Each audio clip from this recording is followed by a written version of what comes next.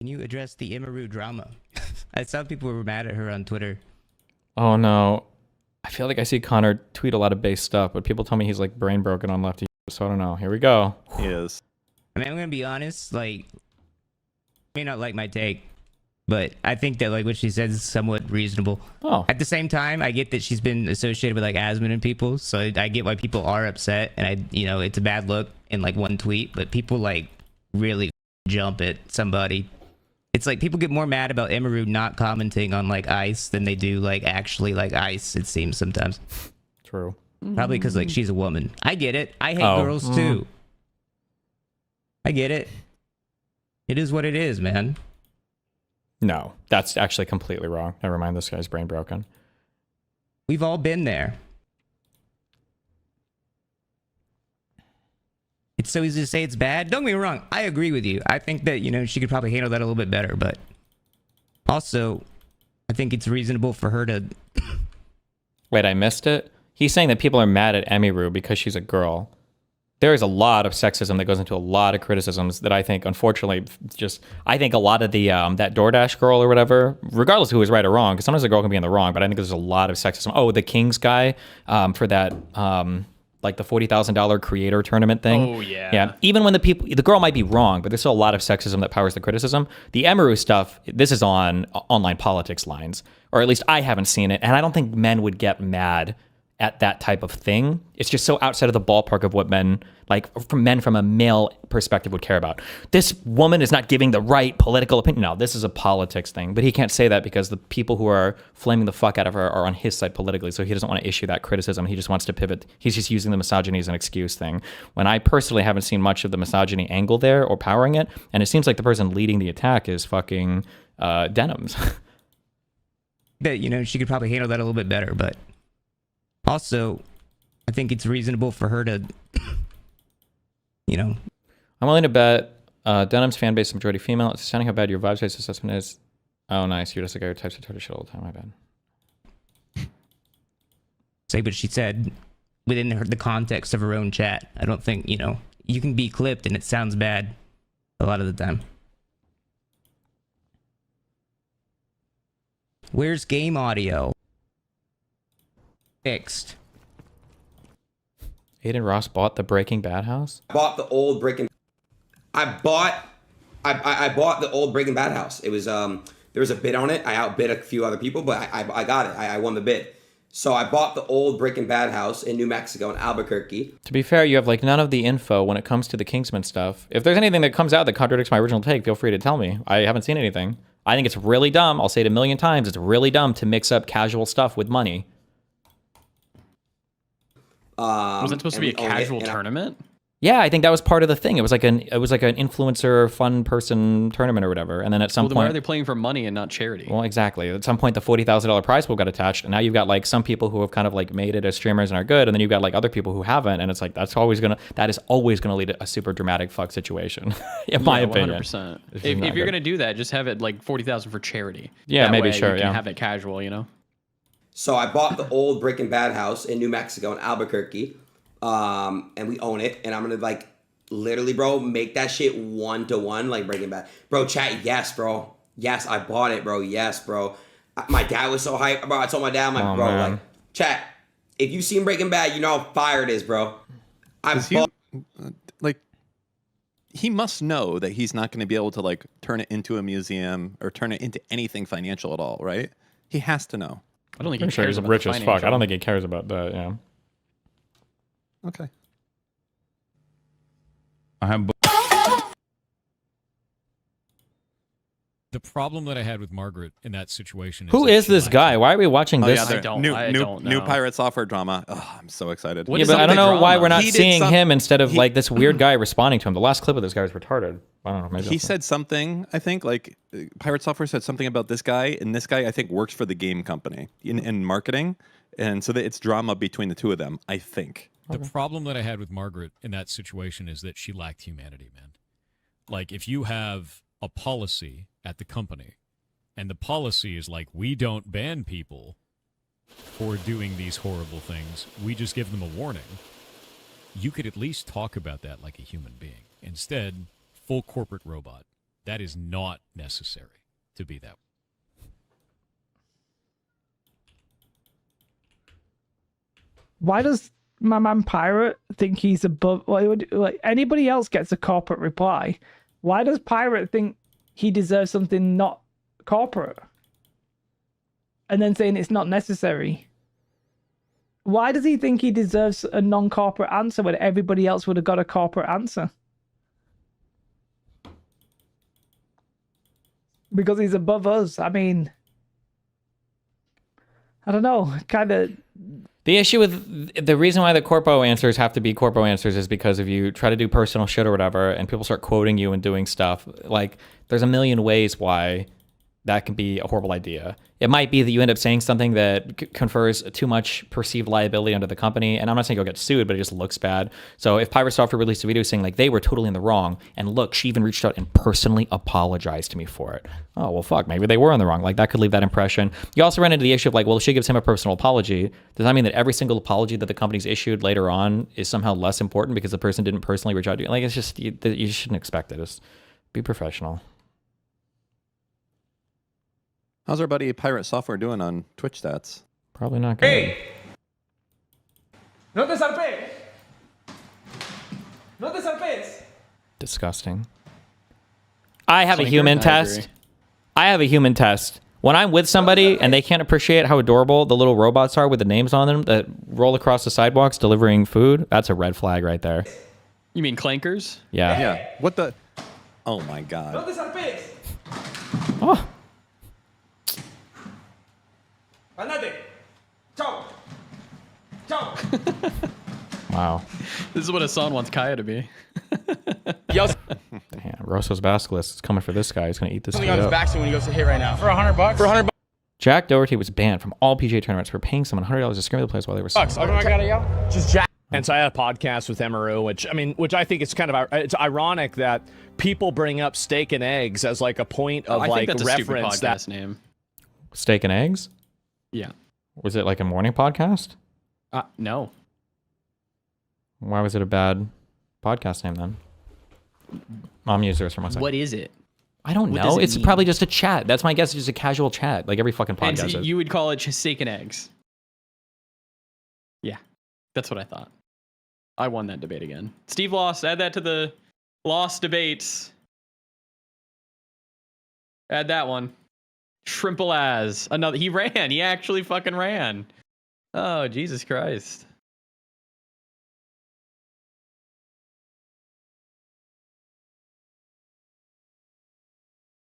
How's it going, Dan? My arms are itching. Ooh. It's GG. Yeah. It's not You still want good. me to handle your affairs? I don't know if I'll make it that long to sign the paperwork. I'll just come down. I'll let your wife know. Okay. Thank you. I appreciate that. He would want you to have this watch. It was his favorite. Hands over the sin. Yes, that's going to be the case. No, well, at least you're not smart. Yeah, you're smart enough not to go after the Rolex. She'll know. She'll be like, wait a second, hold on. You're like, wait, he was talking about that one. Yeah. How's your weekend been? It's been good. Very relaxing. Been cleaning around the house, chilling out. Good. How has Mr. Fours been doing with his records? Not good. Still hasn't hit it today. Today he lost a god seed. He spawned in a bastion or a fortress.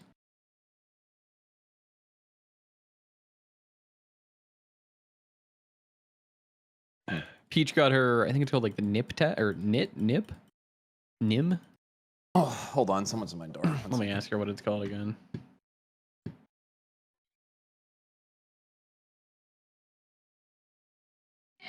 The nibbed?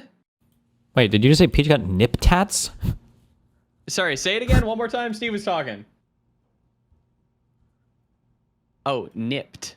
Non-invasive prenatal screening test. Oh. Which it's like they take 2 vials of your blood and then they can, in 5 to 10 days, determine the sex of the kid and if it's got the downs or not. Based. that, oh, this is how we know Emiru is like bad, whenever Emmy was the one. Jim Flares here. I'm doing a water fast and just guzzle down 3 liters of Coke Zero. Would that break my fast for my good? Oof. Yes. Aspartame gives you cancer, my friend. You're dead. You're going to die. Sorry. One that wanted to end But it does break I'm your just gonna fast. Does it? Yep. Why? Aspartame, you got to break it down. Well, don't you have to break down everything? If you drink water and it has like mineral... Oh, good one. leak this, right? She's the one that wanted to not do steak and eggs anymore because she didn't want to be involved with the different like controversial stuff. She didn't want to have anything to do with it. That was a big reason. It was the main reason, actually. That's it. Wait, how do they take her blood? With a needle? Yeah. How is that not invasive?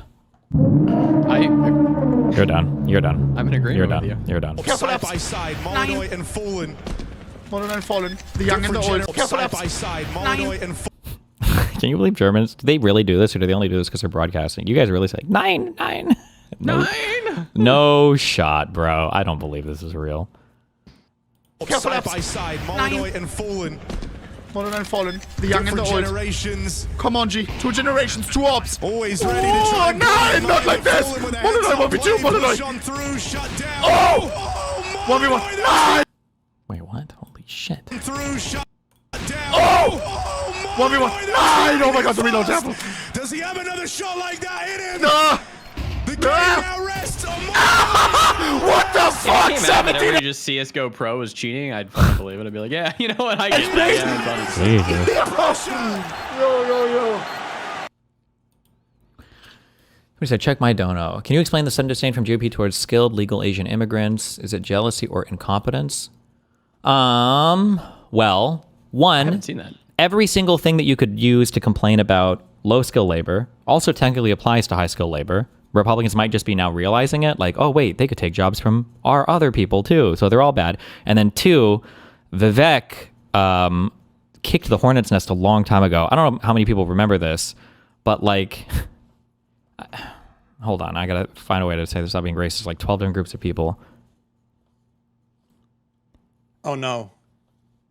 White people are very white. Okay, so if you're a white identitarian, you're in a very peculiar position because you want to point to genes to argue why black people are inferior, but then you have other races of people that seem to outperform you in some respects. So you're in a very weird spot. It's like, imagine there's a kid that got like a D on his test and you got like a B+, and you want to make fun of him for his grade, but like his A+ friend is like sitting behind you. You're like, fuck, what do I do? How do I do? So, you know, white nationalists, race realists, white identitarians, they have to come up with these like different ways to say like, okay, well, it's actually more like D&D. It's not just one attribute, it's a lot of attributes. So one thing they used to say, I don't know how much they say this anymore. One thing they used to say is that like, so Asian people racially have like higher IQ attributes, but all they can do is like rote memorization and copy stuff. That's why they're so good at college and shit. But white people, we might be a little bit less intelligent, but we have more creativity than the Asian man, okay? One of the things that Vivek said was something along the lines of, I remember he had this big tweet, or it might have been a talk. I think it was a tweet, but he was like, there might be good aspects from different cultures that we could borrow from. So like Asian parents, you know, help their Asian children learn things better because we have a little bit more strict household stuff. And whoo, the redneck white trashers on Twitter did not like that take. People came out in droves if I went, oh, you're going to make all of our kids boring fucking Asian children that have to sit at home all day and blah, blah, blah. Oh my God, they got fucking mad about that. Destiny, it was phrased harsher. From Vivek, was it? I didn't feel like it was phrased that much harsher. And I'm not even like a huge, like, all kids should be forced to study all day or whatever. I didn't perceive it as being that harsh, no? Does anybody have that Vivek statement? This discourse is happening again. A link to the tweet that started this shit. Oh, this is the one that the Dono guy linked. Asian immigrants are often openly contemptuous of American education norms, like the Vivek tweet. Oh, he even mentions the tweet. Because they think the only reason someone would opt out of grind culture is because they're lazy and stupid. Actually, American education is traditionally quite demanding. It just tells you to find your passion first and then push yourself to the limit of your talents, as opposed to indiscriminately maximizing test scores and then picking a high-status career. Oh shit, this is mapping on like 1-to-1. Yeah. Personally, I think our way yields better results, but grind culture is absolutely going to kill it off soon if immigration continues. The funny thing is, though, and this is like also white people trying to find themselves, and sometimes when you're in a majority class, it's hard to find yourself because you are the majority. It can be everything around you, so you don't even notice that it's you anymore. I feel like white people were the ones that did that weird grind hustle culture, at least online. Maybe they're referring to like a different subset or a different set of it in other parts of the American culture. But that whole like you gotta wake up at 3 a.m. You gotta eat 20 fucking eggs. You gotta go to the gym. You gotta come home. You gotta blah blah blah blah blah. I feel like that was like a white person online thing for like the hustle grind set. If you don't have at least like 3 other sources of income, you're not even fucking trying or whatever. This was the Vivek tweet. The reason top tech companies often hire foreign-born and first-generation engineers over Native Americans isn't because of an innate American IQ deficit, a lazy and wrong explanation. A key part of it comes down to the C word, culture. Tough questions demand tough answers, and if we're really serious about fixing the problem, we have to confront the truth. Our American culture has venerated mediocrity over excellence for way too long, at least since the 90s and likely longer. That doesn't start in college, it starts young. A culture that celebrates the prom queen over the math Olympiad champ, or the jock over the valedictorian, will not produce the best engineers. Ooh, damn. Okay, now I see why I didn't perceive this as very offensive, but I understand why, especially white trash people, would perceive this as very offensive. A culture that venerates Corey from Boy Meets World, or Zack and Slater over Screech and Saved by the Bell, or Stefan over Steve Urkel and Family Matters will not produce the best engineers. In fact, I know multiple sets of immigrant parents in the 90s who actively limited how much their kids could watch those TV shows precisely because they promoted mediocrity, and their kids went on to become wildly successful STEM graduates. More movies like Whiplash, fewer reruns of Friends. Okay, well, you're kind of missing the point there. Wow. You took the wrong point out of Whiplash. More math tutoring, fewer sleepovers, more weekend science competitions, fewer Saturday morning cartoons, more books, less TV, more creating, less chillin', more extracurriculars, less hanging out at the mall. Most normal American parents look skeptically at those kinds of parents. More normal American kids view those kinds of kids with scorn. If you grow up aspiring to normalcy, normalcy is what you will achieve. Now close your eyes and visualize which families you knew in the 90s or even now who raised their kids according to one model versus the other. Be brutally honest. Normalcy doesn't cut it in a hyper-competitive global market for technical talent, and if we pretend like it does, we'll have our asses handed to us by China. This can be our Sputnik moment. We've awakened from slumber before, and we can do it again. Trump's election hopefully marks the beginning of a new golden era in America. Destroys Department of Education. Epic. But only if our culture fully wakes up, a culture that once again prioritizes achievement over normalcy, excellence over mediocrity, nerdiness over conformity, hard work over laziness. That's the work we have cut out for us, rather than wallowing in victimhood and just wishing or legislating alternative hiring practices into existence. I'm confident we can do it. This is a good example of like representation or principles related to SJW woke shit or whatever. This exact same statement coming from like a white guy, I think more people would have been okay with, but coming from a Vivek? Well, yeah, they would have taken it as like a in-crowd like critique on culture, etc. Versus this feels like some Asian guy coming here. Yeah. I don't want to be a fucking mathlete nerd. A fucking loser.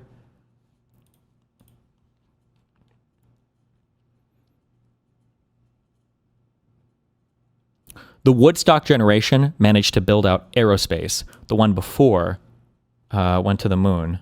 America was doing great. Underlying your post is that we were all living. Is that what is?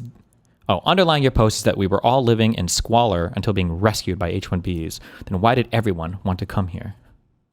Do I really need to start listing American inventors and what the world wouldn't have without us? Damn. Rip.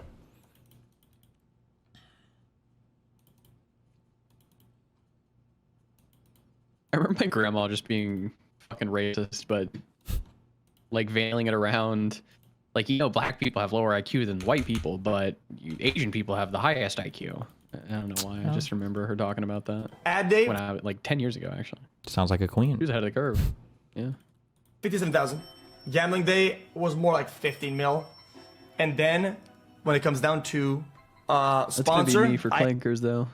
I had a late sponsor kick in. It was Call of Duty Warzone. I hadn't answered their request for their sponsors for like the whole season. At the end they were like, yo dude, we'll give you like the rest of the budget or whatever. I don't remember what it was. And then I was like, oh yeah, I'll do it. And they're like, well, you were supposed to play like once or like a couple times for 2 weeks, but you can do it all in the one day if you want. I played for like 12 hours, I think, and it was like a mil flat. That was the biggest condensed pause I've ever taken, yeah. So many holes. Oh my God! I tell you what, so many nobody holes likes out that pussy shit. more than I do. Yeah, I tell you what. You get mad. Oh yeah. I tell you what, they call me the pussy demon. Oh yeah. Oh yeah. A guy in Poland pulled a fake sword and put on Dima Wallhack's head as a joke, but he didn't know it at first. Wait, what? I don't get that. Face clam. Left. Can you do... I left? Sorry. How old are you? Wait, it's on How Twitch. old are you? What is... 15. No more. Oh, he doesn't know the sword is dulled or whatever. No. What the fuck? It's not a real sword. It felt like it. What the fuck? Well, that's scary. What the? Thank you very much. You might get shot in America doing that. Well, they're not in America, are they? Loser. I joke.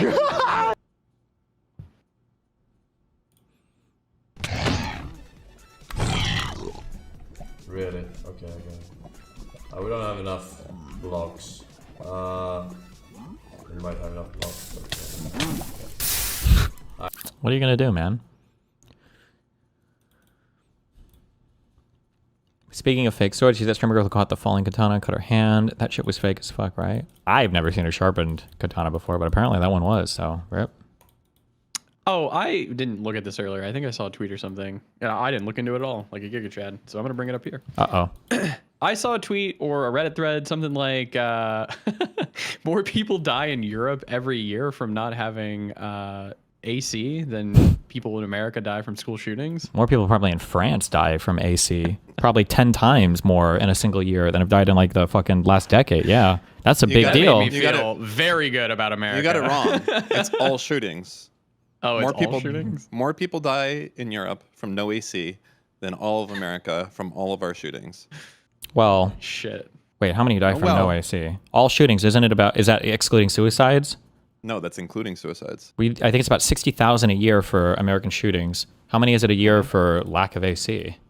Apparently more than that. Because I know there was a big deal where there was a heat wave through, I thought it was France. This was like a decade ago, and it was a big deal because like several thousand people died. But I don't know where. Heat-related illness due to lack of AC and infrastructure, exacerbated by intense summer temperatures, cause over 175,000 deaths annually in the WHO European region. Damn. Anyone who said I was wrong, I think Home Depot might be having a sale on razor blades. Stock up, 'cause I know you'll fuck it up the first time. At least our fucking houses aren't fucking furnaces. That statistic is just wrong, both as total and per capita. Well, per capita, you'd probably have to cut it in half. Because I think all of Europe isn't it like 700 million? Or is that just the EU? Or what is the population of EU population? Oh, just kidding. 450 million people. Wait, why was I thinking? Population of Europe. What the fuck would I call count U.S. heat deaths? It's more people dying in Europe from not having AC than gun deaths in America. Not gun deaths plus AC deaths. What? It's a meme stat, but it's funny. Well, I think the question is how many people in America die from heat-related death? Heat-rated as well, yeah. I'll look that up. Not enough. How many people in the U.S. die from no AC? I think there's probably also the issue in, I don't know what our population distribution looks like. 2,300 as of 2023. I wonder if we count it the same.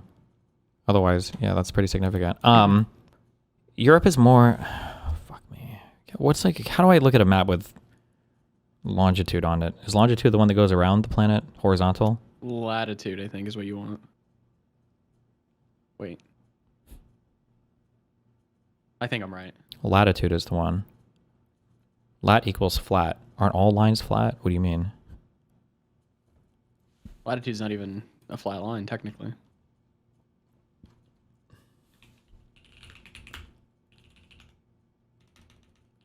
Wait, what?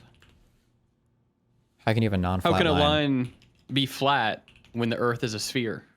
Riddle me that one. Because it lies flat on the sphere, you fucking dipshit. You dumb fuck. It's a circle then. So is your mom.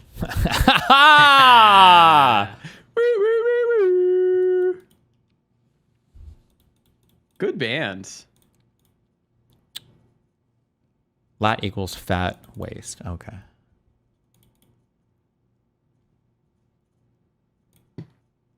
No, I forgot what I was gonna look up. Fuck. Oh, the whole continent of Europe is a bit more north than, at least in my mind, than I would think it is. Let's just fucking Google Maps it. Fuck it. I think Ukraine and Toronto have like the same latitude. Wait, really? Is it that much I'm pretty crazier? sure. That's wild if that's true. Oh, no, I'm sorry. Ukraine's a lot more north than I think. Damn.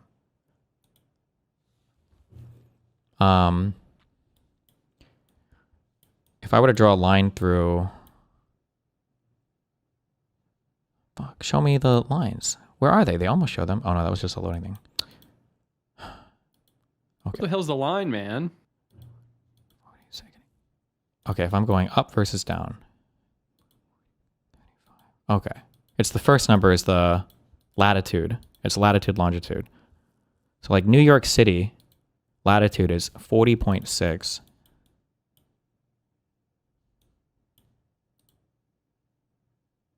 I would have bet my life on this actually and been wrong. Am I reading this right? Is Rome more north of the equator than New York City?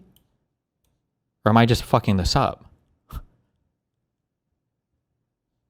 I'm very surprised by that too. Okay, yeah, I would have bet my life and lost. I would have died making a bet on that. It doesn't snow in Rome, does it? I thought Italy had a reputation for being incredibly hot. It's on the Mediterranean. Like people, that's where the naps are. Okay, yeah. Anyway, okay, so even more. Okay, so the statement I just made before is Europe is a lot more north than people realize, and it's even more north than I realize, knowing that people don't realize how north it is.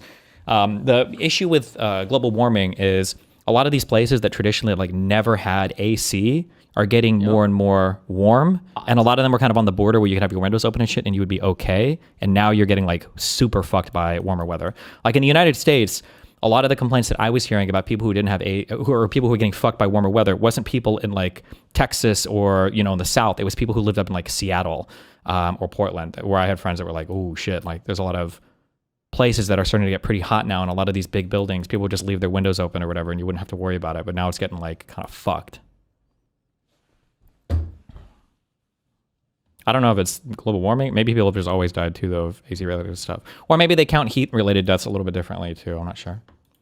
London actually gets hot as fuck now in the summer. There was some meme a long time ago, a few years ago, that was like some London airports, it was some British airport, was their runway was like melting. I don't know how true that was, but I just don't understand it. Every single fucking year it becomes summer, and Nick during D&D complains about how fucking hot it is. And for the past 3 years I've said, go buy a fucking AC unit, and you can even just buy a fucking window one, or buy one with like the fucking tube, and it'll at least make your room to where you're not sweating like a fucking pig. But they just absolutely refuse to do it. I don't understand why.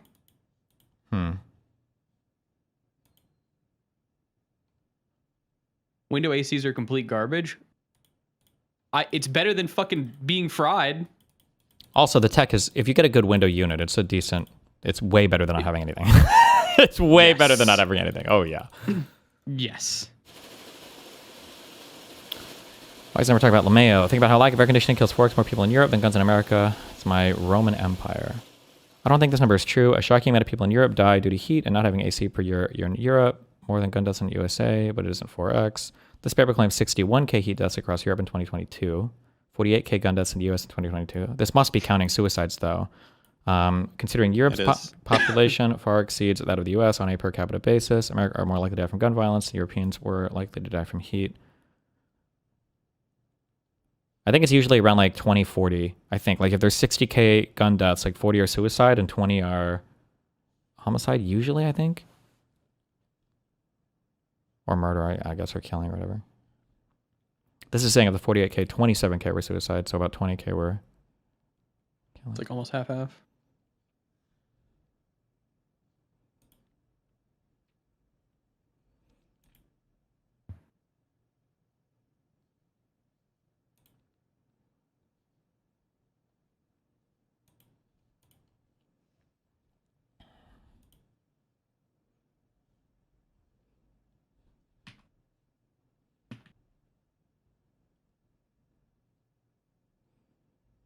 What? The other big difference between American and Asian education norms is athletics. Other countries think we're crazy for wanting our elite students to be good at sports. Maybe they're right, or maybe all the cliches about it teaching character and sportsmanship are completely true.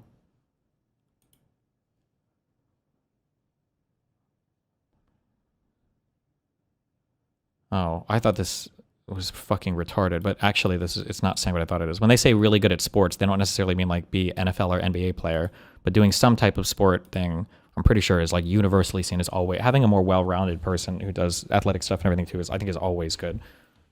Every student that I knew from my high school that like fucking went to Harvard or Yale or whatever were always doing like tennis or some extracurriculars. Yeah, not just extracurriculars, but like athletic ones. It's good to move and have a healthy body, and all of this stuff reinforces good shit in your mind and everything too. Yeah, teamwork, etc. Yeah.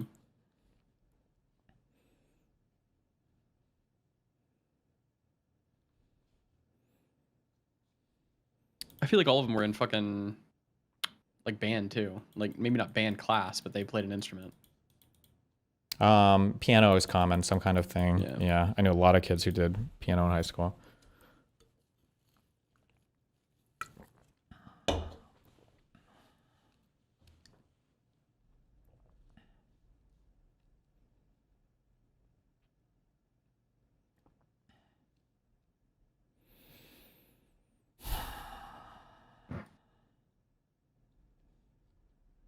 God, what a... Jesus. Alright, it was dead. Anyway, 7 minutes. I haven't even started trading. That was just terrible, built-in shit situation. Nothing to be done about that one. Nothing to be done about that one. It's true, you know it's true. Epic. A lot of racial / ethnic / religious discourse is happening in Twitter, simultaneously in Twitter right now. Limfeo, are you seeing the backlash Twitter tankies are getting from revolting Iranians for implying they're Islamophobic, for protesting the regime and taking a non-pro-Palestinian stance? I would never in my life would have guessed. I'd love to see white people telling brown people they're not brown enough so brazenly. No, it happens. The tankies do this all the time with the Gulf states, Saudi Arabia and shit too. Yeah, it happens. We're just used to seeing the more wokey progressive types who would have never done that, but the tanky actual Marxist types will do that for sure.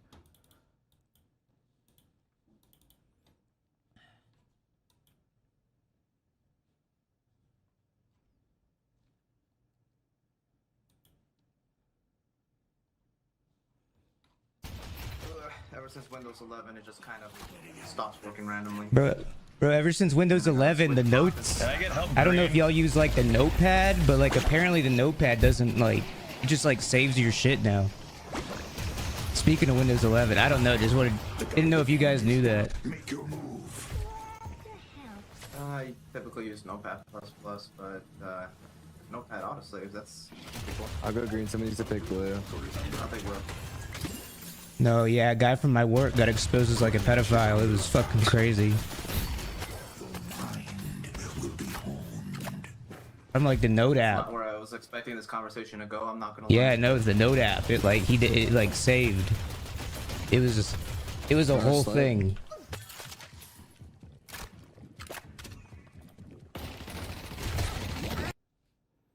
So much fun. You're the first Colombian F1 driver.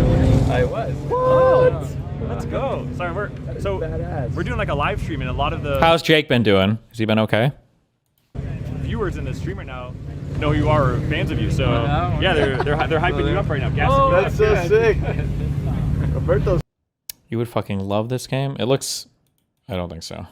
What game is this? Marvel Rivals? Deadlock. I typically use Notepad++, but Notepad. Is there a ladder? Yes or no? I don't know. They should have it. Everything's got a ladder, right? Sidian tries casting a spell.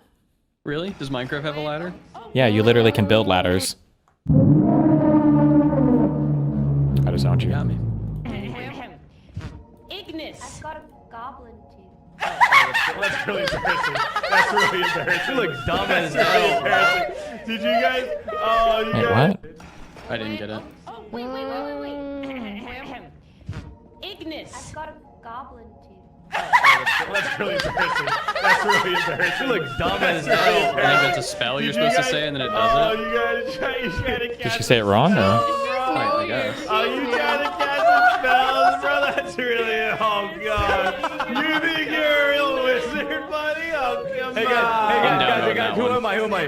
This whole game looks like an AI generated constantly, like the whole image is being generated. I assume she said it in voice by mistake. You good, bro? I'm so sorry. I'm so sorry. I had to. I had. This guy says it.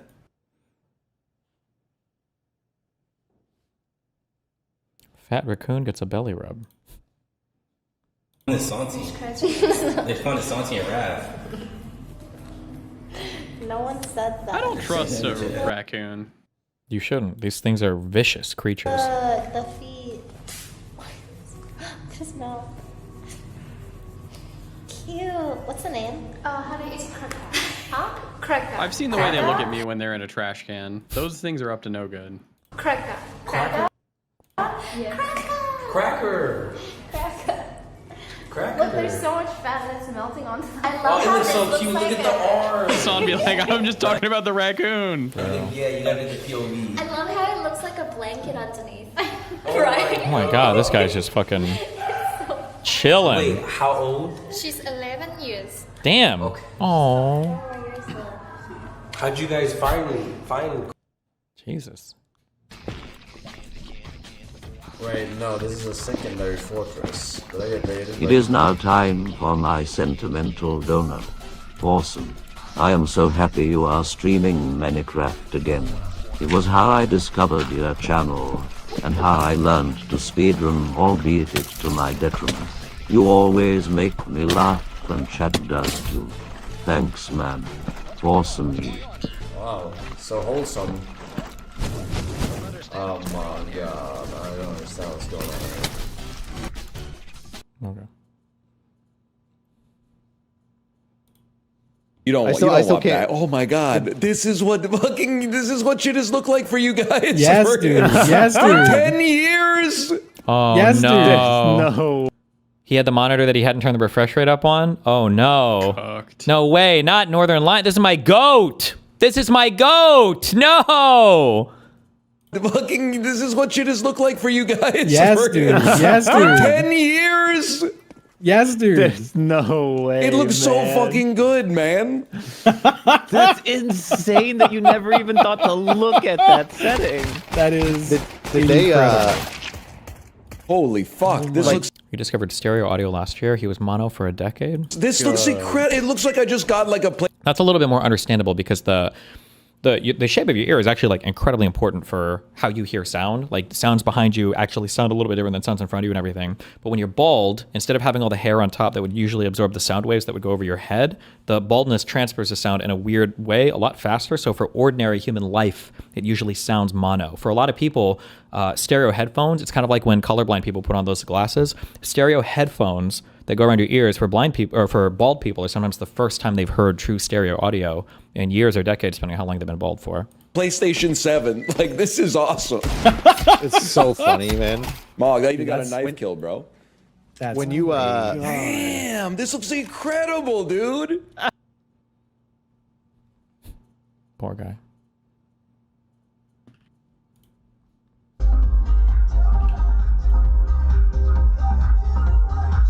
Fuck! 99999999999! Oh shit! It's funny, I was gonna say real or video game, but the graphics are so shit because of the compression. I'm guessing this is real. If it was a video game, it'd probably look better, right? Shit!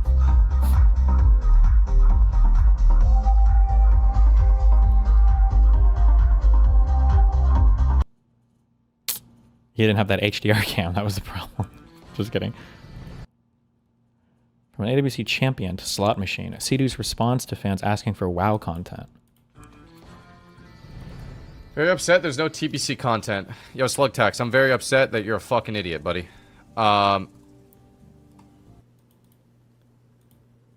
6360. I mean, listen, buddy. All right, I literally played TBC last night. I'm going to play TBC again tonight, you know? Let me do what the fuck I want, brother. You know? I ain't no rush to get fucking max level to do fucking heroic dungeons in AFK, brother. All right? Well, I mean, that sounds fair. If he says he's gonna play later, he played yesterday. This is the third time they've released this fucking game, too. What game? The slot game or the WoW game? The Burning Crusade, yeah, the WoW game.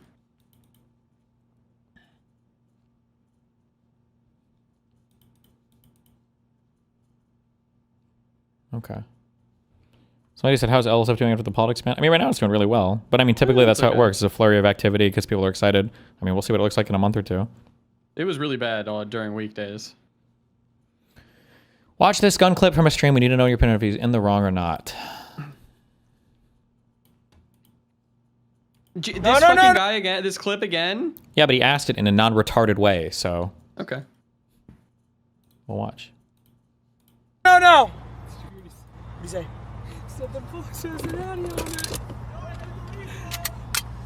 You said what?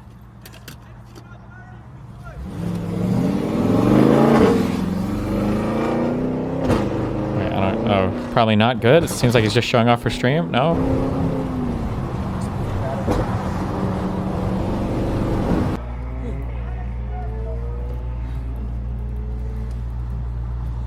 Seems legal. I don't think it's illegal. I don't think the other guy ever saw it. No. Hey! I think the sound of cocking it might be Illegal? enough. Yeah, that might hit you with brandishing. Would they? If the other person doesn't even see it, would it count as brandishing? I don't know if I'm. Okay, that's Oh, probably okay, not. hold on now. Never mind. not good. Okay, well, hold on now. I don't. No habla inglés. No habla inglés. So he pointed a gun. Yeah, that's pretty retarded. Okay. Yeah, I mean that's okay. What are you gonna do? Someone just gotta try to. We were gonna have a nice talk about if cocking a shotgun, you know, is that brandishing if they don't see it, blah blah blah. But now he pointed it, so all right, who cares?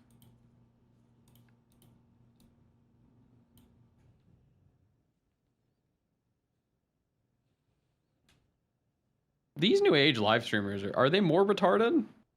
Or am I just forgetting all the shit that Ice used to do? Are the streamers more retarded? Yeah. I mean, there's more IRL streaming, which opens up the possibility for more retarded interaction. So they're probably more retarded, but just because they're different types of streaming, right? Yeah. Okay, that's enough LSF. What else do we got? So here's what I'm talking about with Burnt Peanut. Here are the top 4 streamers, excluding Peanut's most recent streams. In order, Jinxie, Queso, Cadrell, who looks the weirdest, and Asman. All smooth, some dips here and there, but mostly curve and not uniform. Sorry, oops. Now here's the last 4 streams from Burt Peanut, and people refuse to provide any sort of real explanation for these uniform dips. Almost exclusively 10K viewers every 20 minutes regularly. Oh, I think that the weirdest types of viewership... Whose did he say looks the weirdest? Hold on. He said Cadrell. Is that the third one? Is he going in order? Oh, yeah. Arcade. That is the weirdest one, I think. For me. The only thing... Disagree? Well, it really depends. If I had to guess... The category, yeah. Yeah. We're stream doctors reading a chart, okay? His QR or whatever the fuck they are. I don't know what you call it. But it looks like he got hosted around here, and then it looks like he changed games here, is my guess. Like he changed games and started doing something else. He must have. Like if he had a sponsored content, this would make sense. Like, or something else, yeah.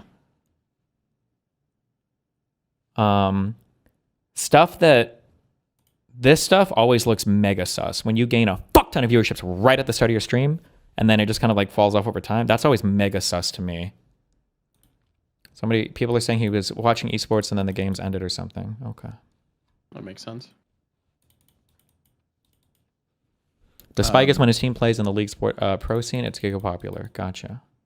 There's so many people that are like ride or die, like losing their shit defending the Burnt Peanut, and like I don't even give a shit about the dips every 20 minutes or whatever. That's not the thing. It's just I don't think you can see many streams where you start in your like almost at max viewership within 20 minutes. It just doesn't happen like that. No, this was happening I think with Mizkiff when we looked at it, right? Yeah, I think that was right. Yeah. I don't like again. I mean, it looks that part the ups and downs. Maybe like rounds ending or something. But why the fuck would or ad breaks? Maybe ad breaks. That's possible also, I guess. But like the immediate max viewership 20 minutes in is like that. Well, it's not odd. I don't know anyone who does that. Yeah, I think that's fair.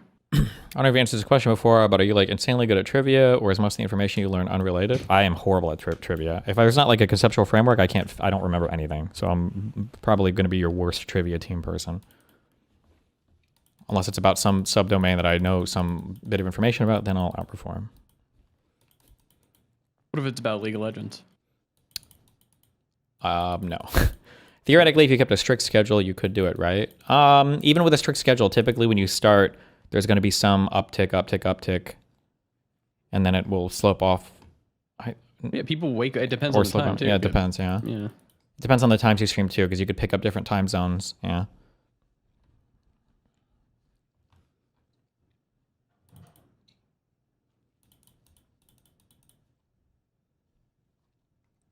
What is Draven's Q ability called? I don't fucking know. Spinning axe? Oh, fuck, I don't know. Spinning axe? Axe up?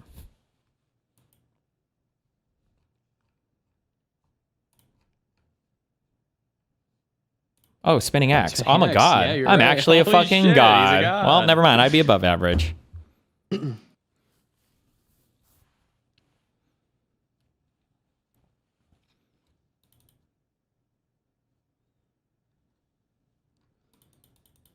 What was Draven's old passive? Bleed, right?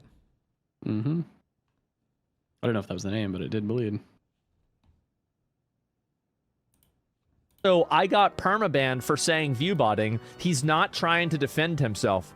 Why the fuck would he have to defend himself about you? You really gonna go in there and talk shit on somebody, and then you're surprised that you're getting banned? I'll just pull up a VOD. I'll pull up a VOD. We see what the chat's like. Even if he is viewbotting, dude, he's not viewbotting a fucking fuck? 100,000 viewers. A lot of right? people that are watching old burnt peanut, they're sitting there with their dick in their hand, and I he's will on say, the that is second a slow chat. That's a slow as fuck chat for that viewership. That's really what's going on. That is a slow fucking chat. Then I think about it. He's streaming at 4 in the morning.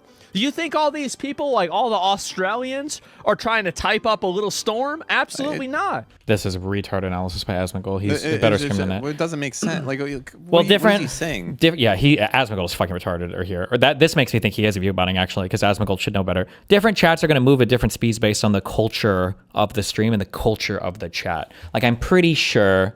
I think like Forsen has like a community that likes to chat. Well, let's see. Maybe I'm wrong. Let's see. What does this chat look like? Okay, yeah. Like this is like Forsen's chat, but like this is like at 13,000 viewers, his chat's going to be more active than almost any other equivalent stream. But like Asmongold's chat, my guess right now is probably going to be a lot less busy because he's doing politics and just the type of engagement is different. Like the old Poggers people who would have people spamming. Yeah, Hasan's chat's probably not going to be as active just because of I don't think they're going to be spammy. Yeah, it's just a different type of chat. I don't know what when did the Burnt Peanut start streaming? When did he blow up again?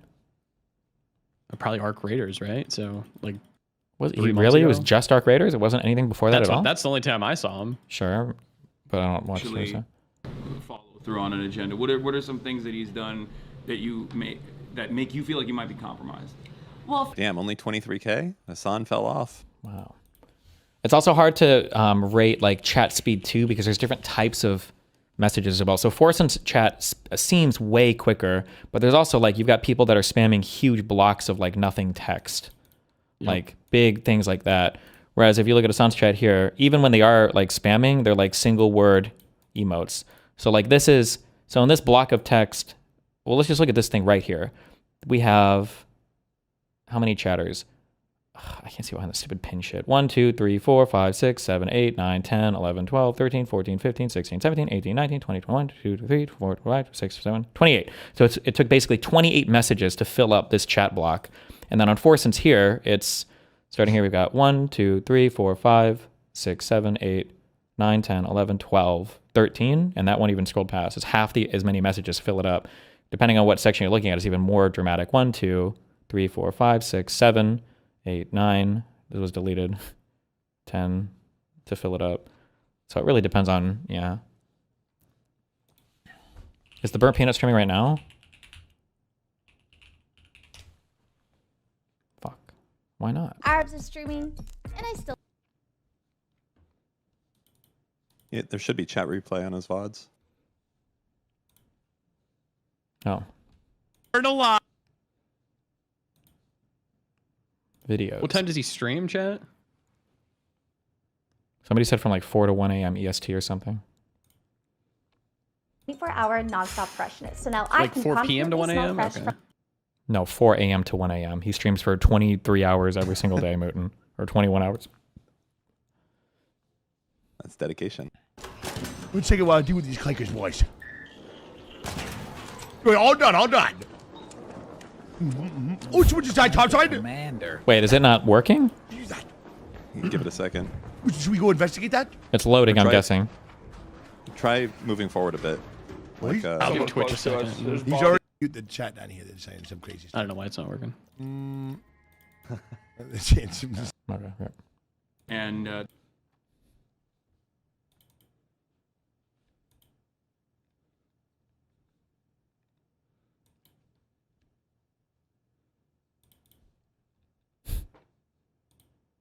Damn. They true. stole your take. Well, I stole that take, so we're all stealing takes at the end of the day.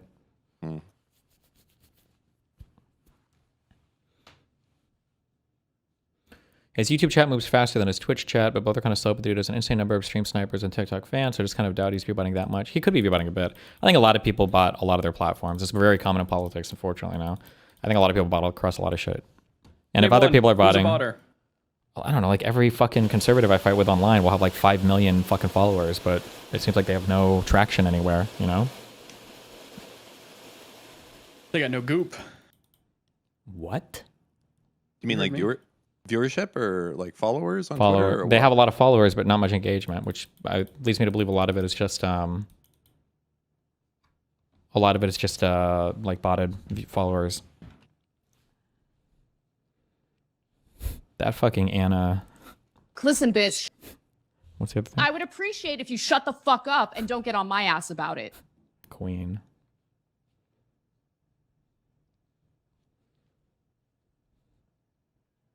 Yeah, like Candace Owens, she has 7 million followers, and I don't know, her average post gets like 10, 20,000 likes. That's pretty good. 10, 20,000 likes. 7 million is a lot. Candace might bot a little. Not a Candace is also lot. legitimately pretty popular, though. Like, She I is think her very YouTube big, videos do yeah. really, really, really well.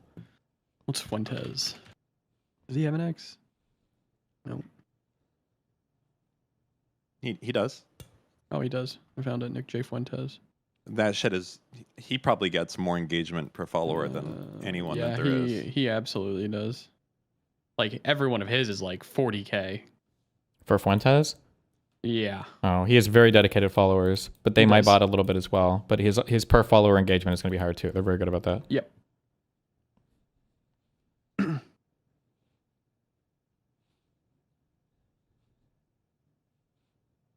What the fuck? FBI was investigating the Renee Good shooting, and then they got orders to stop from Kash Patel.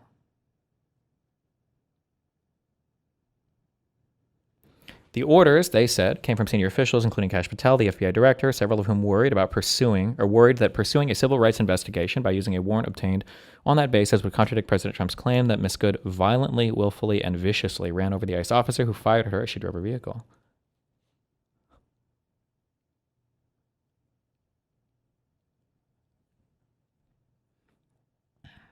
Several of the career federal prosecutors in Minnesota, including Mr. Thompson, balked at the new approach, which they viewed as legally dubious and incendiary in a state where anger over a federal immigration crackdown was already boiling over. Mr. Thompson and 5 others left the office in protest.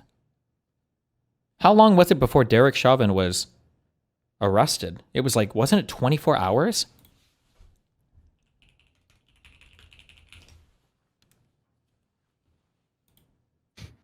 Yeah, oh, I found a good one. Dinesh fucking D'Souza. This guy gets like... Oh, he's, yeah, Hold on. 90%. Yeah. No, Okay. Look at Andrew. Look at Andrew Yang, Mr. Mitten. On May 25th, George Floyd was killed. And then on May 29th, he was arrested. So 4 days later.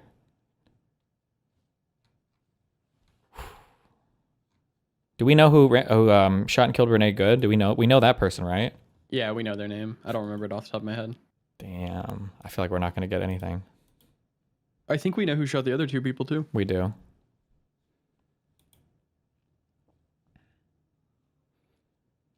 Oh, that's a good talking point that no one will care about, but From an office of about 25 criminal litigators, gone are the top prosecutors who had overseen a sprawling, years-long investigation into fraud in Minnesota's social services programs, which the White House months ago cited as a reason for the immigration crackdown in the state. Are these the guys that were in charge of that big bust for the Feeding Our Future, whatever the fuck? I keep fucking the name up. Feeding Our Future. Oh, I didn't fuck the name up. So the people that were in charge of this huge investigation that got a lot of people and was a huge amount of fraud, more than $104 million in a year. Well, that was the cost. I don't know what the total fraud was, but they're gone now. Nice. Good one.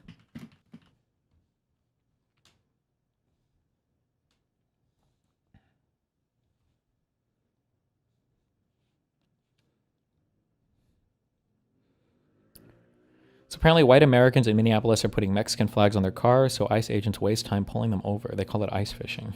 No shot. That would be fucking hilarious, but I wonder. We were told. Now you remember we were told. I am not going to be artificially boosting the volume on stuff posted on the subreddit anymore. If you guys are posting shit that's way too quiet, I'm going to sit here and listen to it quietly, and I'm going to enjoy it, and you guys are going to suffer for it. Now you remember we were told that MAGA was for working class Americans. You remember that? But this is a government of, by, and for the ultra-rich. It is the wealthiest cabinet ever. This is the Epstein class ruling our country.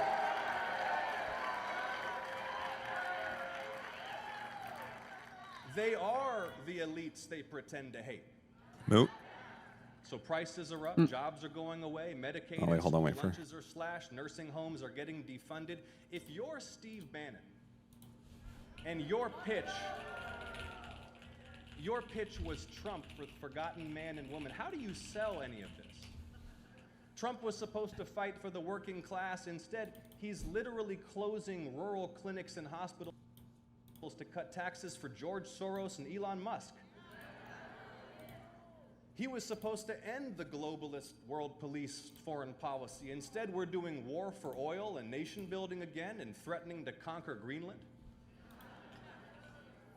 He was supposed to drain the swamp.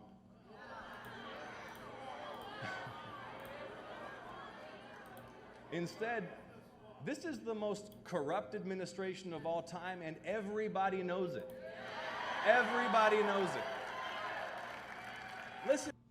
Nice. You know why, Moot? You there? Do we know why John Ossoff is not the one? Why? Jewish. Oh, cooked, yeah. Nope. Ain't happening. Sorry.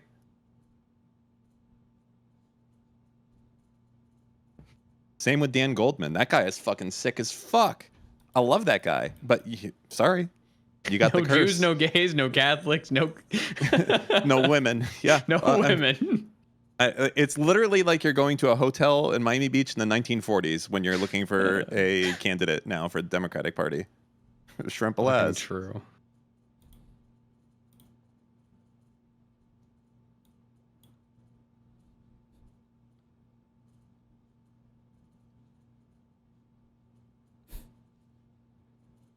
Jesus, what a curse stream. Jesus. So let me ask you a question. No, we can be senators or congressmen. At Grand Canyon University, we believe in equal opportunity. Fuck me. I shouldn't have clicked anything. Oh, you already gave up on that subreddit. What is this? Okay. No shot.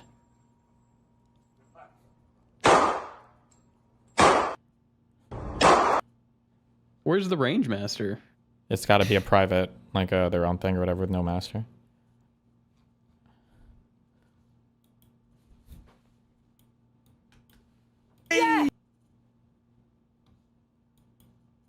Handskarna är ifrån hennes stora idol, Pick Up Street, som hon körde med i 90-talet när de vann sina segrar. De har Lindsey Vonn på sig idag. Nej! Nej, nej, nej, nej!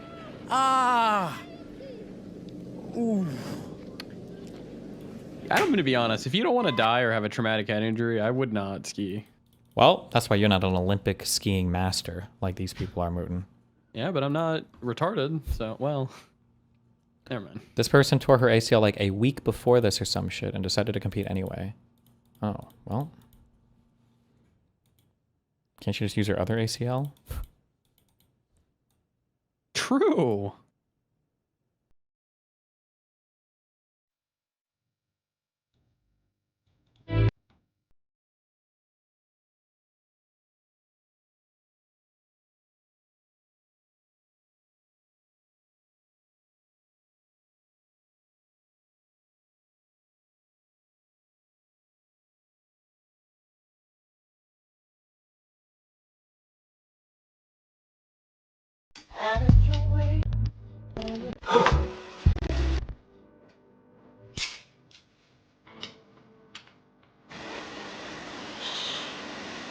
Oh god, no way.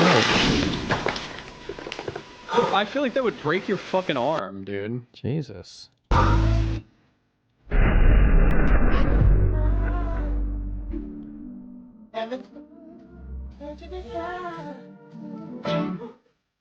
Or tear your fucking thumb off. Internet.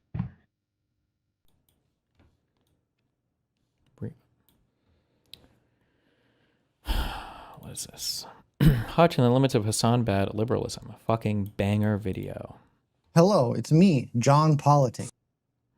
Oh boy. TLDR, read a book, Hutch. Gosh, this has to be one of the shittiest, most stupid hit pieces of all time.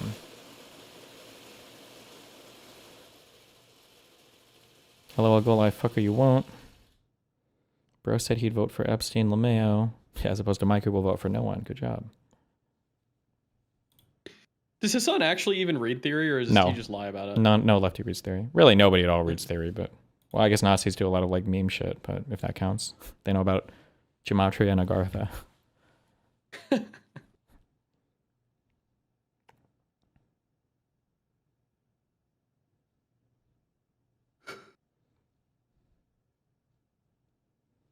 Hello, it's me.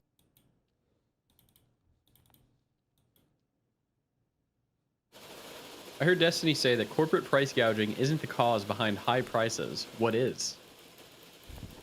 Things getting more expensive, you know? What are you gonna do? Shit costs money.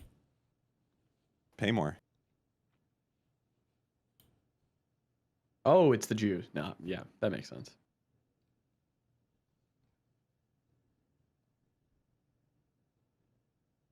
Clavicular, was charged with 2 felonies for fake documents and illegal drugs, both carrying possible prison time and a misdemeanor for using a fake ID to obtain alcohol. Wait, he's still not 21? 21. Good one.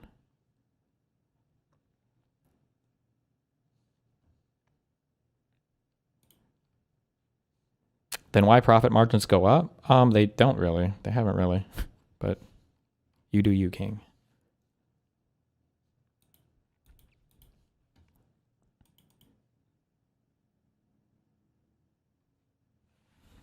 He started roids at like 17? I think he started at like 14, didn't he?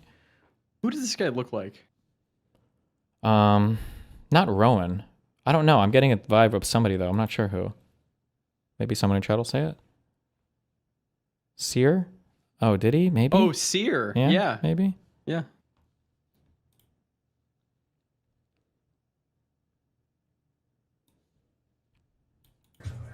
Lesbo, right? You're a lesbo? Wait, how do you justify that? If you're like a groiper or whatever, or if you're like right wing, how could you be a lesbian? Why is it like total faggot death?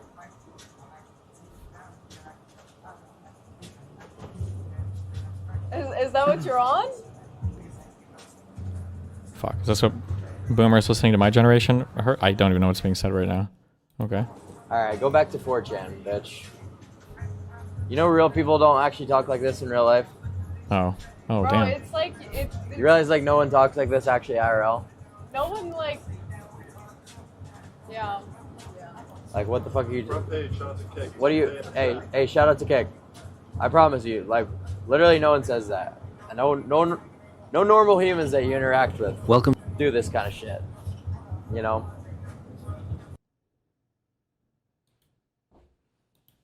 Base? I mean, true, yeah. Forsen crashes out after throwing God's Seed. Did we watch this one already? Okay. Fuck. Cool. Okay. So it's in that direction. I see it over there. Okay, so. Hang. Alright, no. No! What the fuck?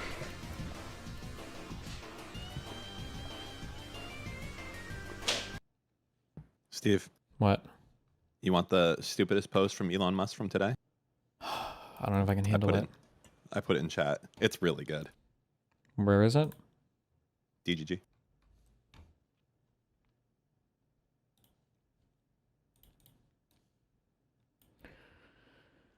Bannon was laundering money for evil people. Is that wrong, or is it the underlying trait? Read what he's quoting. Epstein used World of Warcraft gold to move money without getting traced.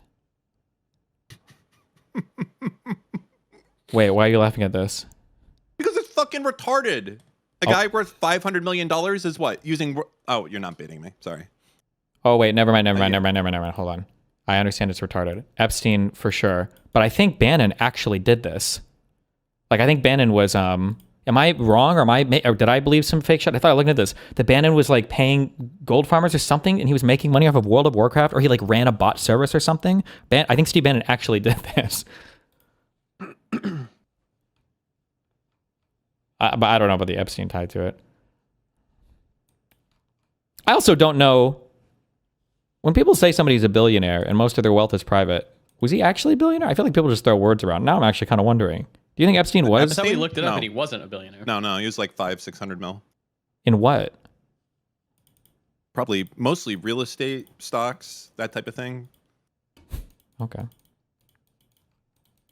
Did he own that island? What is the Epstein Island? What's it called? Little St. James. How much money did that cost to buy or rent, or I don't know how that works. Well, it would have been worth more now, but yeah, you know, well, then it's got to be renamed now, obviously.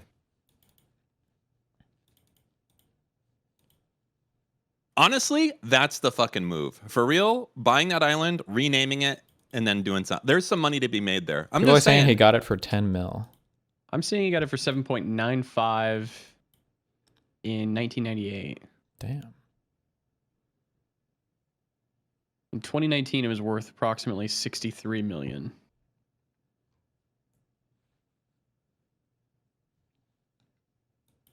Epstein Memorial Island. Wait, can somebody vibe check? This number looks way too high to me. Factually, less than 0.1% of the human population will ever commit homicide. Don't we need like 7 more zeros there? Or how many homiciders are there, I guess? How many killers?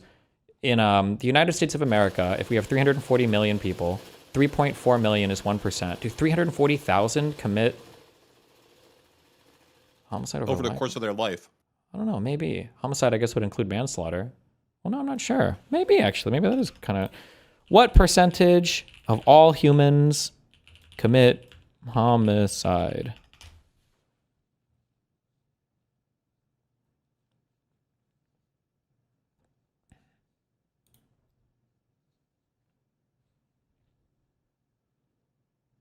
Most people probably only would commit one who do commit it, right? So if there are 6.1 victims per 100,000 people annually, my guess is there's about 6 per 100,000.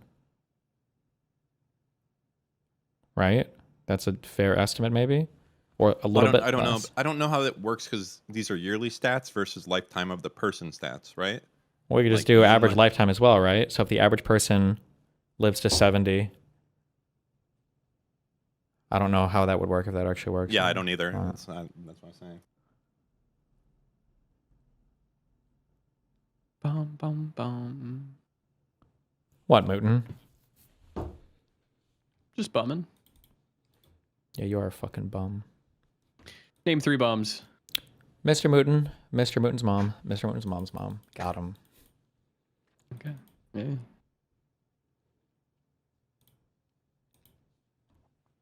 Oh, do you know? You probably do know. You know that that fucking activist Brett Bonger, Moot and Steve, that we watched a video of like them breaking a police officer's spine with like a sledgehammer or something? They got off. Oh. They got off. How the fuck did they get off? Activist juror. What do you mean by get off? Did they get off, or I did they mean- just beat a certain charge and they got convicted of something else, or? Google it. I think what it was called the. So you said you made Blinkers. a statement and then you're like, I want to Google it. No. Like Google it. Like it's crazy. Oh, okay. I do that all the time. They only got off for the burglary charge. They didn't get off. It's being redone. What do you mean they didn't get off? Hello, sirs. Palestine Action Protesters await potential retrial. They were cleared on Wednesday of aggravated burglary. They were also charged with criminal damage and violent disorder, but the jury reached partial and no verdicts on those counts, for which they could face a retrial. So they don't got double jeopardy in the UK? What part would be double jeopardy? Well, he said retrial. I assume that's. Well, doesn't a retrial mean a mistrial? We have mistrials in the U.S. now. I don't know. Yeah, but you just said they found him. Everybody has to have. My guess is everybody in the world has some concept of double jeopardy. Because Just keep trying until you get yeah, in what world? Yeah. You don't have shit in the UK? You guys, do they still have television licenses in the UK Yes, or they no? do. For still in 2026, Yes, but the it's year of our actually Lord. it's actually a good thing. Wait, what's a good thing? It's the television licenses or whatever. It funds the BBC. It's literally just a fucking tax. Wow. Yeah, but don't they go like door to door and be like, "Why, Mike? You got a TV in there?" The TV police. Yeah. 1 sec.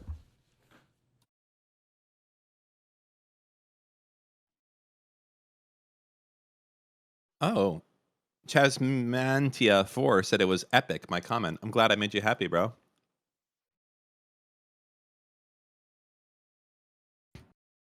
Don't be mad because some of you fucking retard bongers actually open the door for the television guy, and then you gotta be like, yeah, all right, here's $50. Very funny. Just don't open the fucking door, retard. I have a bunch of no soliciting stickers, as I think I mentioned before. And today, someone still came to my door those trying don't to work. solicit.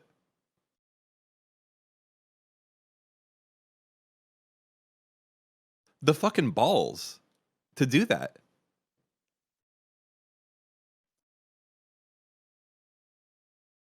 They have vans that drive around with a TV detector. I mean, that's fucking awesome, dude.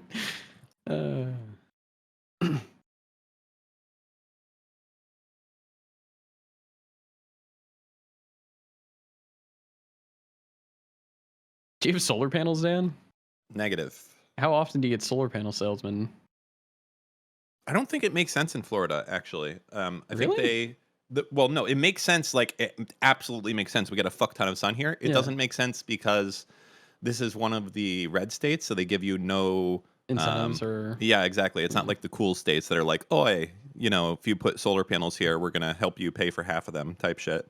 I mean, the cost of panels have come down so much; it probably still makes sense on an energy standpoint and for helping, you know, the planet The and all that. environment, et cetera, yeah. But here's the issue.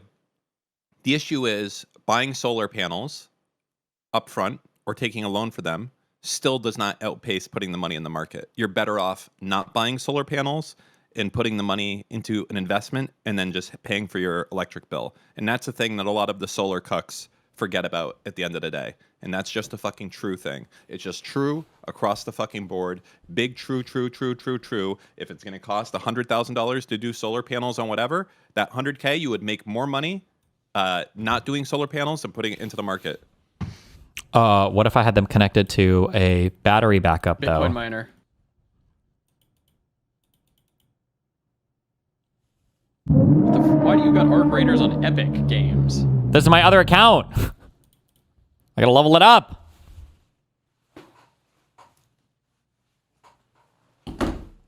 Goonbug says they don't even cost close to 100K.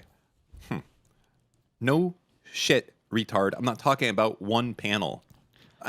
I'm talking about the whole ass fucking system. Like the power walls that you would want to get, the inverters, the installation. Depends on the size of your house. God, fucking British people, just shut the fuck up. All right, mate, you got a license for that. At least our fucking schools, Dan. Yeah, say it. Do it. Do it in their accent. No, do it.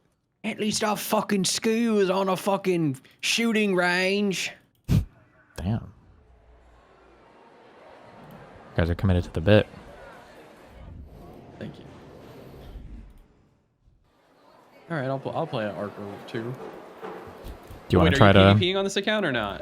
No, well, I will. This will be my PvP account, but I have to. This is your PvP account. But I have to level it up, so I'm doing like Care Bear shit. Because now that you can get the old points, I need 4 million or however much. I don't know how much it costs to get all the skill points. Oh yeah, that actually also pissed me off. A little bit, yeah, because those are supposed to be our points. Because like it's now like, oh well, I fucking grinded for what? For what? We grinded hard too. We grinded hard. We grinded hard. No. If you're not PvPing, then fuck it. True. Or wait. I'll make a new account to PvP too, I guess. Do you want to wait? Do you want to try to hit your trial? I don't want to do the thing. No, fuck it. I've okay. given up on it. You've given up. That means there's no way because you'd have to be this because to be on board of Cantina. You don't even want to try. You don't want to try one time. I don't want to try. We can bring in Prying Mind. He could do it. We got it. I don't care. No, I don't care. Okay. They pissed me off with the fucking PvP shit. Yeah. It's stupid.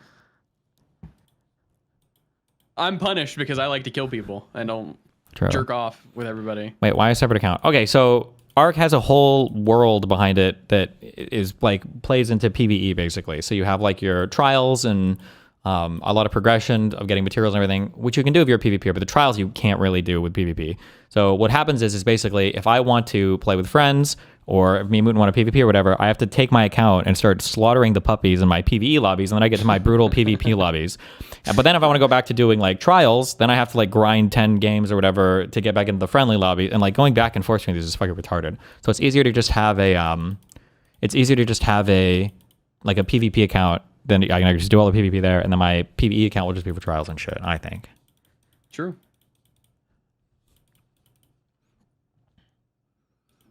It's giga retarded that you have to do this, by the way. Yeah, I think so, yeah.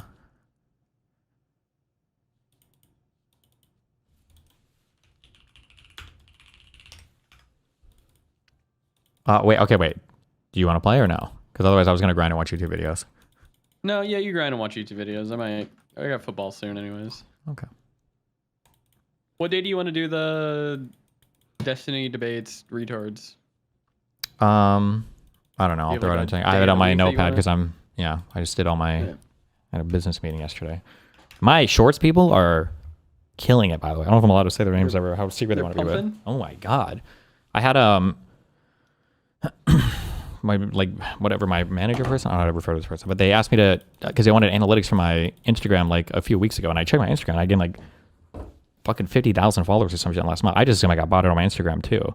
But holy shit, no, there's a lot of, these guys are crushing it. You're like, I don't even know what's going on. Yeah, oh my God. And they're doing the Facebook shit really well too, because then I went to look at my Facebook shit and they're like, check that. And I'm like 3.4 million impressions last month. Like, what the fuck? And then I'm looking at these videos and I'm like, yeah, damn. So good job. For the shorts people, you guys are crushing it. My God. Okay, and who are the slackers? How do you grow on Instagram? I want to grow on Instagram. What do you have to do? Posts. You have to actually have content, Dan. No, I think it's, you got to do something. Is it Reels? Is that what it is? Reels? Yeah. Well, you could do it with pictures too, but. Everything's Reels now, Dan.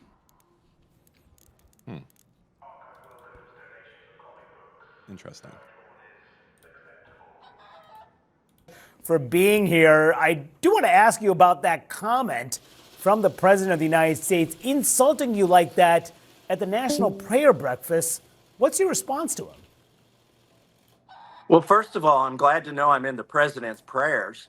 But second of all, you know, on the internet, some people have suggested that MIT should take my degree away. And my response is, which one should they take away? I have 2 degrees from MIT. And I'm sorry you booked a moron today on your show. Well, fair enough. I do want to talk to you about your fight to release the Epstein files in a minute. But first, I want to get your reaction to the news about how the president posted, then deleted this racist video depicting the Obama as apes. He has refused to apologize. Do you think he should apologize to the Obamas? He should absolutely apologize. He's gone too far. I mean, he's attacked my wife recently online, and I do think there are limits. For a while it's kind of funny, but once you pass certain guardrails, like attacking a man's spouse or getting into racist. Can anybody think of a time when Trump attacked somebody's spouse? It's almost like Trump did that literally the microsecond he entered politics. Weird, huh? Tropes. I think his somebody dead at the wife? White Sure. House, maybe Susie But Wiles, who cares? needs to go to the president and just ask him for his phone and maybe ask him just to show him the tweet before he sends it out. Yeah, just to follow up on your wife, because it is alarming. Multiple times he has gone after her in social media posts. I mean, how angry does that make you? It doesn't make me angry, but it's unfair to my spouse. I mean, look, Donald Trump. Wait, he's not talking about his wife like she's dead. Are you making shit up, chat? Was giving to Democrats when my wife was working for Right to Work and Campaign for Liberty, and Rand Paul, in fact, worked in Rand Paul's office. He has a new wife. Oh, okay. Over a decade ago, back when Donald Trump was still a Democrat. So I think it's wrong. Fortunately, everything he says about her is untrue, but it's beyond the pale. And people recoil when he goes to those racist tropes or when he attacks spouses. It's just uncalled for. Okay, so let's talk about the Epstein files. Of course, it was your legislation that requires the Trump administration to have released all the Epstein files by last December. The Justice Department now has released more than 3 million documents, and it says the Justice Department is saying that they have fully complied with the law. Yeah. Is the Trump administration complying with the law? No. Well, they missed the deadline, but that's not the worst part. The two worst parts are they're releasing victims' information. I mean, just outright lists of victims. It's terrible. Not good. And beyond that, they are withholding the perpetrators' names. There's still 302 files. Those are the forms that the FBI fills out after they interview witnesses and victims, and they're still withholding those. And they're over-redacting the documents that have, they relate to some really sketchy emails, but we can't see who the sender was. And so... Wait. New ARC accounts can only get 5 skill points. You can only do the catch-up if you did the first expedition.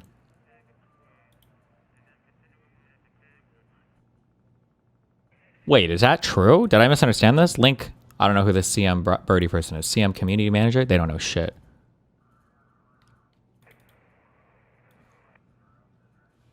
Wait, that's so... They confirmed it on the Discord, yeah. Actually, you know what? Well, that kind of fucks this new account a little bit. But actually, I'm more okay with that. I'm more okay with that. Okay. Their wording was fucking brain dead. But good. Okay, good. Fuck them. They really need to come off some more information. Monday, Todd Blanche said that members of Congress can come and start viewing those redactions. Ro Khanna and I are very interested in going and reviewing some of those redactions, but there are also files that we need to see. And finally, Pam Bondi will be in front of my committee. I serve on the Judiciary Committee this coming week on Wednesday. And so I'll have some questions for her related to the Epstein files. What are you going to ask her? Well, where are the rest of the documents? Why did they release victims' names? They took extra time, they said, to be safe. And what are these redactions? Now, we may get to see those redactions. Hopefully, we can go to the DOJ before she shows up on Wednesday and see how responsive they are to us in person. But, she's not, if you notice, they don't put her out in front anymore. They put Todd Blanche out in front because she's been all over the map. She has no credibility on this. She said there's a ton of files. They're on my desk. I'm going to release them. And then she said, there's nothing but, child sexual abuse material, and nobody wants to see that. And then she said, we found a whole bunch more, and there are going to be more investigations. But what are those investigations, for instance? Yeah. And So there's a whole host of questions for her, but I'm glad that she's coming to judiciary. She hasn't been there since she's been attorney general. How are you gonna respond if they don't fully comply with the law? You had told me before that you may go to the floor and actually read the names of people on the alleged Epstein client list. Are you still planning to do that? Uh-oh. I'm ready to do that if the victims want me to. They believe that the best way to get justice is to force the DOJ to release these names. I've already read one name in a committee with the FBI director there. That's Jess Staley. And again, he may or may not be guilty, but he's been accused by these victims, the lawyer tells me. And there are other names. I don't have them in my possession. But if the victims want to give them to me, I've expressed that I'm willing to do that. But again, the best way is to force the DOJ to release those names on those 302 forms. Trump's Commerce Secretary Howard Lutnick said that he and his wife decided around 2005 to cut ties with Jeffrey Epstein. But the latest release shows that there was some correspondence after that, even after Epstein pleaded guilty to sex crimes in 2008. What questions do you have about Lutnick's ties to Epstein, and should he come before Congress and testify? No, he should just resign. I mean, there are 3 people in Great Britain that have resigned in politics. The ambassador from Great Britain to the United States, the prince lost his title for less than what we've seen Howard Lutnick lie about. Look, Howard Lutnick clearly went to the island, if we believe what's in these files. He was in business with Jeffrey Epstein, and this was many years after Jeffrey Epstein was convicted, likely sentenced, but was convicted for sexual crimes. So he's got a lot to answer for, but really he should make life easier on the president, frankly, and just resign. Wow. If this were Great Britain, he'd already be gone. And just for the record, the Commerce Department says that he had limited interactions with Mr. Epstein in the presence of his wife, has never been accused of wrongdoing. I do want to ask you about Trump, because his name has been mentioned more than 1,000 times in the Epstein files. Do you think that he should answer questions to Congress, to maybe even testify about what he knows? I wouldn't go there yet. I think that most of the men that are implicated in these files, they're billionaires, they're friends of Trump, they're people who are in his social circles. To get justice for the survivors, I want to see those men brought to justice. Rokana and I have tried to keep this from being... Wait, is Massey running again, or is he done after this? Because if I think he's not running again, right? It's so boring. These people all get brave when they have nothing on the line anymore. Political. I'm pretty sure he is. Oh, okay, if he is, then I'll go. We failed. The Democrats want to make this about Trump, and the Republicans want to make it about the Clintons. I want to make it about the survivors and getting them justice and transparency. Mr. Massey, you are perhaps Trump's biggest target this primary season. He's tried to unite the party behind your opponent, Ed Galrine, and Congressman Andy Barr, a member of your delegation, has now endorsed your opponent. Trump has knocked off incumbents in the past by endorsing their challengers. How hard is it going to be for you to overcome the president and his MAGA allies in your primary? Well, look, I vote with the president 91% of the time. The 9% of the time my party is taken up for pedophiles, bankrupting this country, or starting another war, I don't vote with them. And they want 100% compliance. That's why they're trying to take me out. It's really about keeping my colleagues in line. They're under no illusion that I will snap back into line because they're spending millions of dollars against me. It's going to be tough, but I'm going to win. I did notice at one of his statements, the president had been saying I was polling at 6%. Now he says I'm at 9%. So I'm glad to see I've gone up 3% in his polling. The thing is, he just pulls those poll numbers out of thin air, and my polling shows that I'm winning in spite of millions of dollars being spent against me by the Epstein class. Miriam Adelson, John Paulson, and Paul Singer, who are showing up in these Epstein files. They're 3 billionaires from New York and West Palm Beach who are trying to fund this effort against me. What kind of billionaires? Okay, what's going on with this guy? Ladies and gentlemen, it's time. Of course, one last thing. Now, up until very recently, Pirate Software has not been in the limelight for quite some time. As a matter of fact, for this month, I was planning to go back and take a little retrospective look on what had happened and leading up to where he is now. But I guess, as they say, the cup runneth over, or in our instance, a milk carton, a glass bottle, if you will. Pirate Software has been caught lying again. Now, within the last week here, Ashes of Creation, this huge soon-to-be WoW-killing MMORPG, was officially rug pulled. Here we can see one of the many headlines here. 2 days after promising it was still worthy of your investment, the most successful Kickstarter MMO ever was canceled and its team laid off. Now, admittedly, a young quaker myself here, at around 2020, I actually have a screenshot of it. When I had no bills to worry about and only disposable income, I put $250,000 to Ashes of Creation. I took a screenshot earlier. So back in 2020, I was expecting him to say something different. $250,000. Okay. I thought it was going to be a much bigger number. I like that. $250,000. Okay. Years ago, I've been a backer and I never touched the game. And now I'll never get to touch the game, and that $250 has been run away with. I think many of you longtime ex-fans of Pirate Software know that he was huge into Ashes of Creation. Matter of fact, he was one of the biggest, if not the biggest, streamer that was playing Ashes of Creation. He actually had a very huge guild on it that was a part of some drama. Don't pull the ocular. Oops, it was me. God damn it, guys. No. That was a person in there, right? So one of you pulled the Oculus. Jesus. The lightning bolt pulled. I cast lightning bolt before that Oculus appeared, and half the raid was in the back because they pulled the wrong pack. I'm not at fault there. I'm correct there for doing that. 100%. But we're not even talking about that. Today, we are going to be talking about Margaret Crone. Margaret, I believe, was a community manager, and she was kind of talking with some of the other streamers. And of course, she lost her job in this whole debacle as well. From what it seems like from her posts, and we don't really have any evidence to support that she was aware that this was going on or that the CEO kind of just ran. Keep in mind, we don't really know 100% what was going on behind closed doors. There's plenty of information to kind of go about this, but it's not the main point of this video. But I'm talking about Margaret Crone because her and Pirate Software had a bit of a back and forth. Now, to start this off, big shout out to Nephis QS here. They have the clip of Pirate Software that we're going to be using today to talk about what he was lying about. Now, specifically, Pirate Software left a little bit before Ashes of Creation actually like self-imploded, and that had to do with a lack of moderation on AOC, and this is what he had to say in regard to that. And I was sending them stuff back and forth with this, and I was like, hey, we got a serious moderation problem on the server. Okay. And we started linking them things. Yeah. There was a guy that was actually posting comments about Jewish people every day. Whoa! Right? He was just doing that every single day, all day. No! And the account would just change every single day. Guy never got banned. We had a guy that was saying that he wanted to form a group to go kill all the LGBT people on the server. Whoa! I got a screenshot of that, sent it up to them. Guy never got banned. When I brought this up to them, what led me to quit the game was actually this response from Margaret, which I have. Okay. She wrote this: to be transparent about what happened on our end, we investigated the reports you and others submitted. The messages in question occurred within a very short window, roughly a 15-minute span, and involved only a handful of posts. Okay. With some of this language use was inappropriate and unacceptable, our current moderation framework does not always move directly to permanent bans for first-time offenses of this nature. I think it makes sense for minor infractions. You rage out, you crash out, fine. But when you have a dude that's sitting on the server praising Hitler every minute on the minute, or saying that he wants to get a group together to kill gay people, you probably should ban that person. I don't feel like that's a stretch to ban that guy. Like and those were the ones we were reporting, and they didn't do it.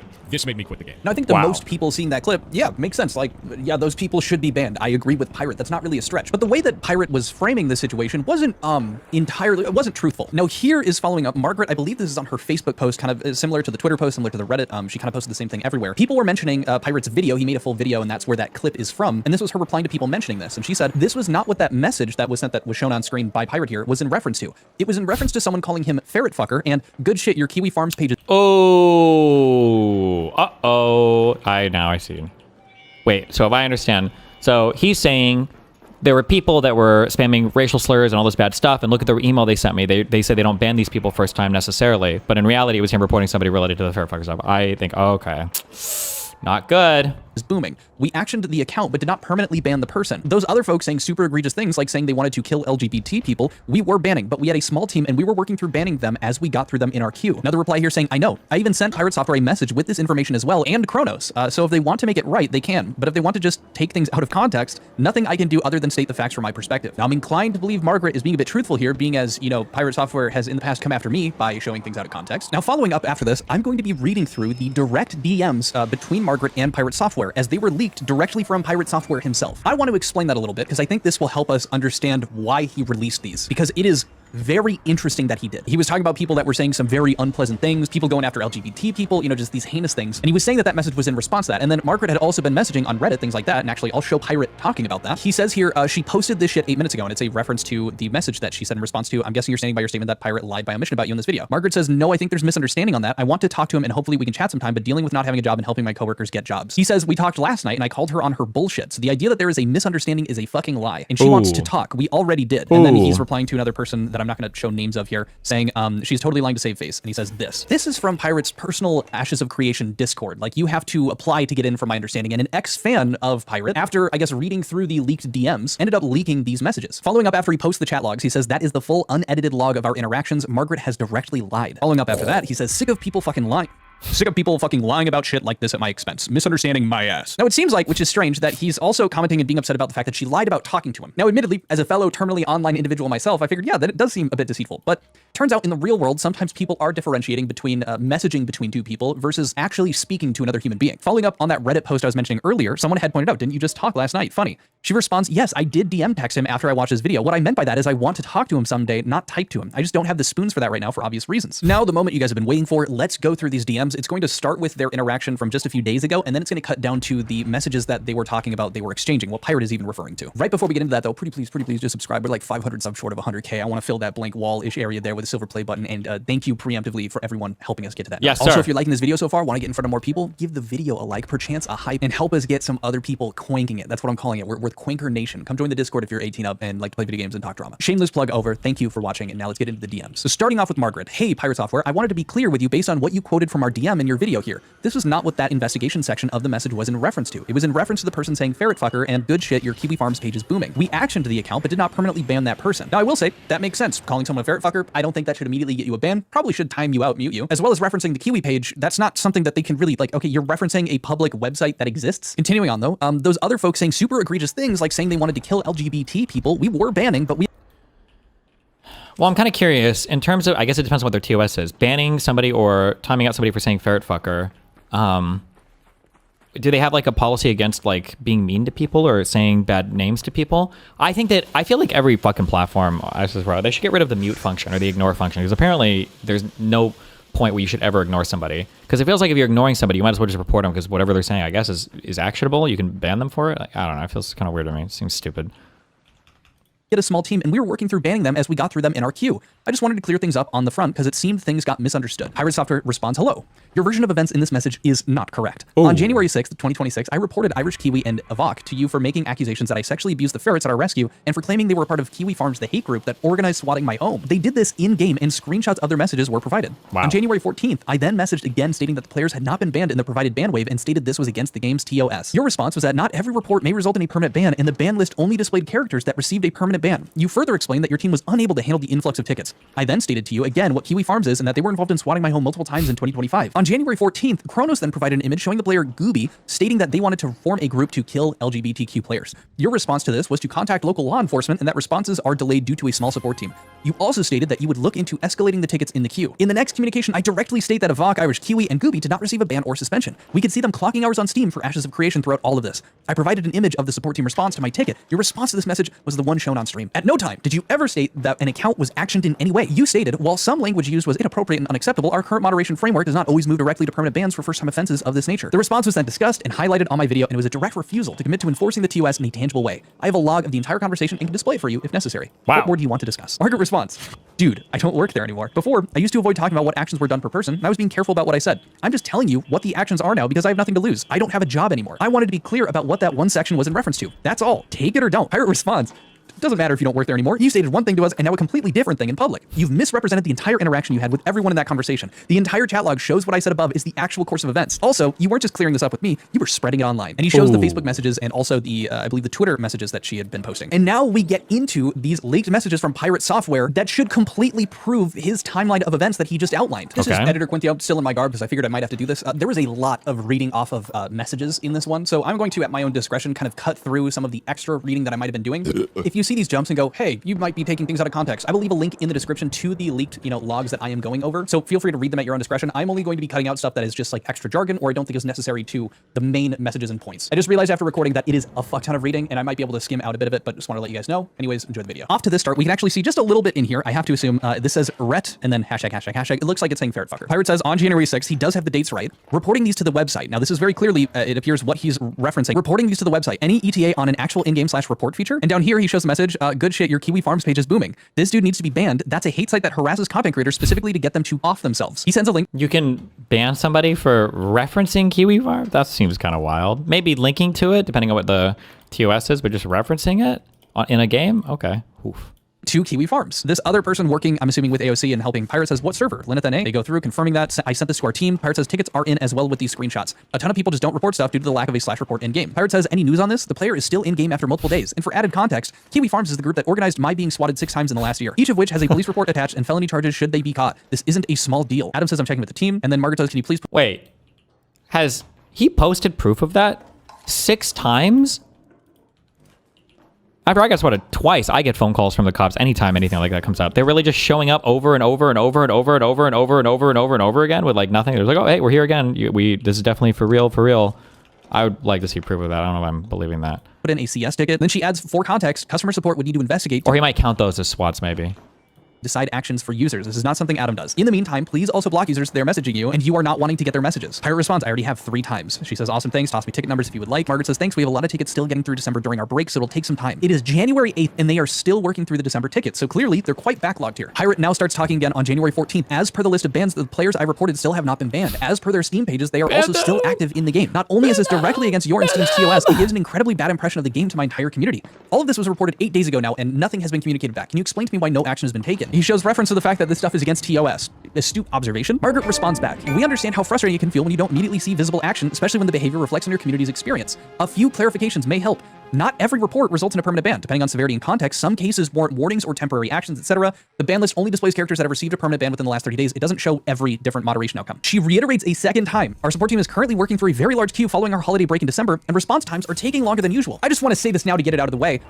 Maybe they have a queue of all of these TOS breaking tickets that are showcasing these examples of people breaking TOS and saying bad things and whatnot. But it seems that because Pirate, is streamer and is talking with these people, that he feels that because he's able to directly show these examples, that he gets to have priority in that queue. There are people that could have been saying far more egregious shit, which is, still crazy, that just hadn't been dealt with either yet because they weren't there in the queue. It has been made very clear, and Pirate is also aware of the fact that this moderation team is small. It's been told to him directly from Margaret multiple times. Now, don't get me wrong, he has no obligation to stick around. He has no obligation to, I understand, you guys can take all the time you need. He can leave. The moderation team can just be too small for an MMO. But it seems like he's butthurt because they're not taking care of his personal tickets that involve someone calling him a ferret fucker and someone else referencing Kiwi Farms, which is directly what he screenshotted and showed Margaret, which does not line up with the claims he was making that this was in reference to someone saying we're going to kill LGBT people. He is directly lying about the chain of events, and for some reason, I guess after not reading through them, posted these leaks. So I'm confused. This is him blatantly lying. Now, is he doing this maliciously? I'm not really sure at this point. There's been proof in the past of him just being an idiot and being wrong about stuff that he was very confidently thinking he was right about. But let's just continue on. Pirate responds back again. This person explained very publicly that they are a Kiwi Farms user and is spreading attack information from that website.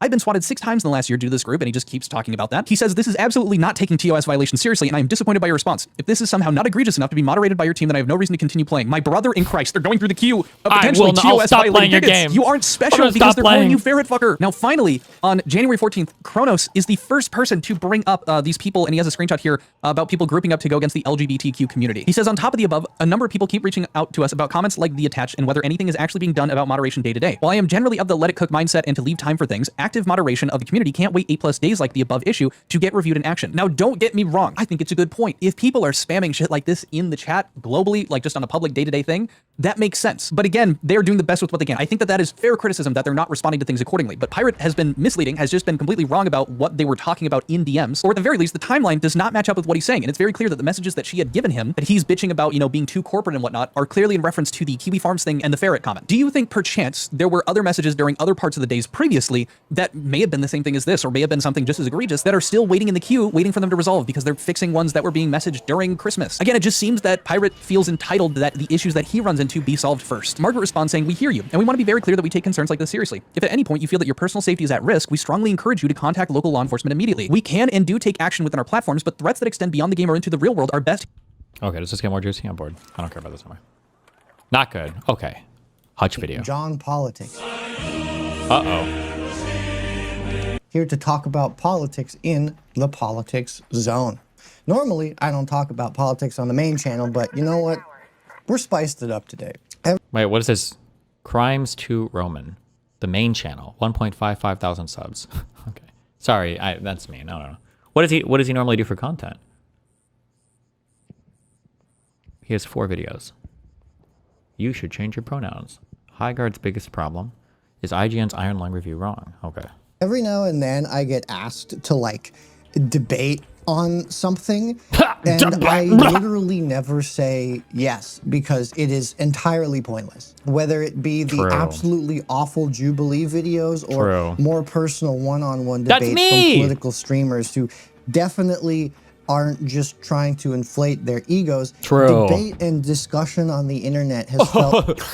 I think the debate is so stupid, and I'm so above it.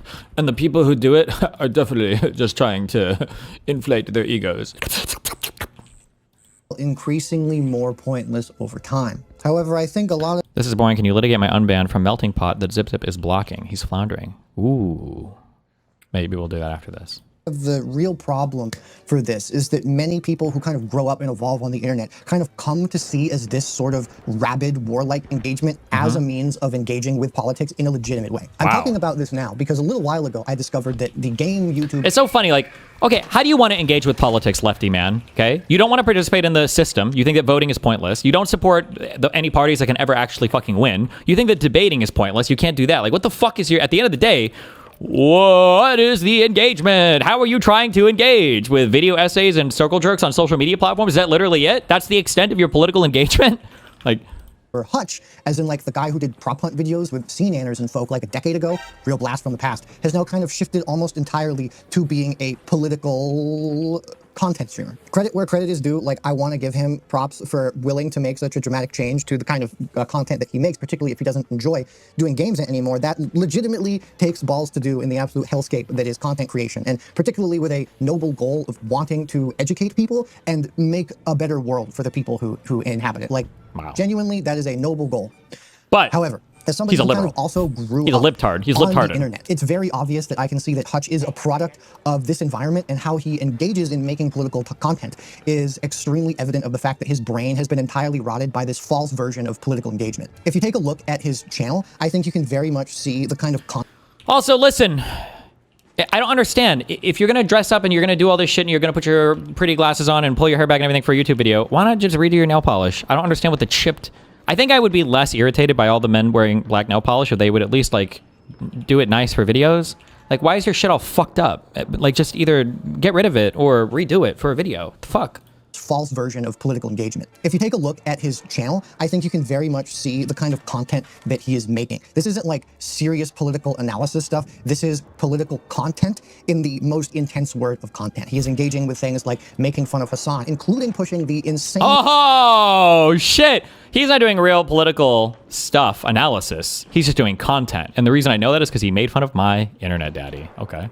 Shock collar conspiracy theory. Like, that's kind of my litmus test for if somebody actually has legitimate criticisms of Hasan. True. Is if they believe in the just absolute batshit shock collar gate. That is true. The shock collar gate is a good litmus test, just in the exact opposite fucking way that this guy's thinking of. 3 albums? Holy shit.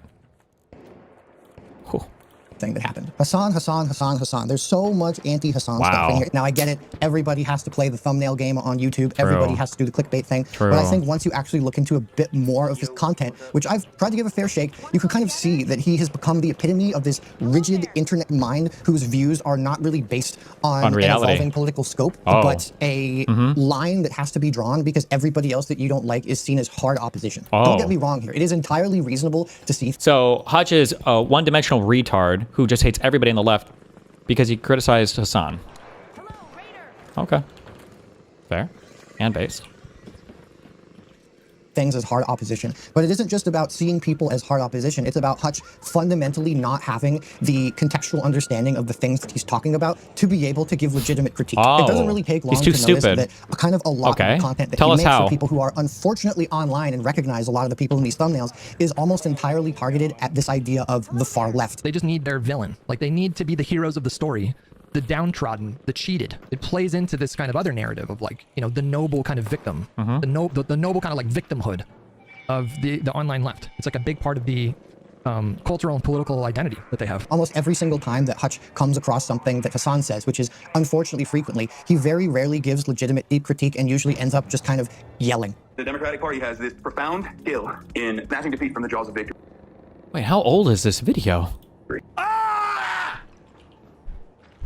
What is this take? What is this take? What is this take? And to be clear, like... Wait, what was Hutch gonna say? What was the take? You're just cutting the okay, this is retarded. I'm good. Dude, please do your nail polish up. This looks disgusting. Even more disgusting than the rest of you looks. Jesus. Okay. Fuck. All right, last Hasan thing. What the fuck is this? Hasan. Uh-oh. With Don Lemon. Oh, see, remember what I said, by the way, for his earlier stuff, how Hasan is like, he's doing this weird thing where he's like, oh, no, guys, like, mainstream media is important. They like us. Hasan. Like, we got to work with mainstream media. It's because of this. It's because he wants to ingratiate himself more on this side of politics so that he can try to do these, like, shows or podcasts. Or he looks at people like Mogler and he's like, I want to be on CNN. I want to be on doing, like, the pundit panels on these shows. That's what he's, like, really angling for. What do you say? I mean, I think as the white guy on the panel, it's probably not my place to say this, but I have to. Okay, we're cosplaying white now. We don't want to be Middle Eastern because. So I guess he's doing his progressive act here instead of the tanky one. Is that what we're setting up for? This theory of permissible racism that the broad majorities of white people who might share racialized animus. Okay, now we're talking about racism and stuff. So these are the things that he hates talking about because he says that these distract from like class consciousness and stuff. But now I guess, okay, because we got black people here. Oh, like what he did with Triax kind of. Okay, that's good. That's good. All right, just need to know what version of Hasan I'm watching. Might consider to be like somewhat permissible because anti-blackness is baked into every orifice of American society, and there are a couple things that you can't touch. Right? There's a couple of things that when you do it, even other racist white people will go, "Ooh, that's a little bit too much for me." And I feel like obviously the most the classic example of this is perhaps best demonstrated by Lee Atwater, famous Republican strategist Lee Atwater, that said you can't say the N-word anymore after the civil rights movement. So you like find different ways of analogizing the N-word by attacking black people from the point of welfare, claiming that black people are welfare queens, things like that Ronald Reagan did. This is.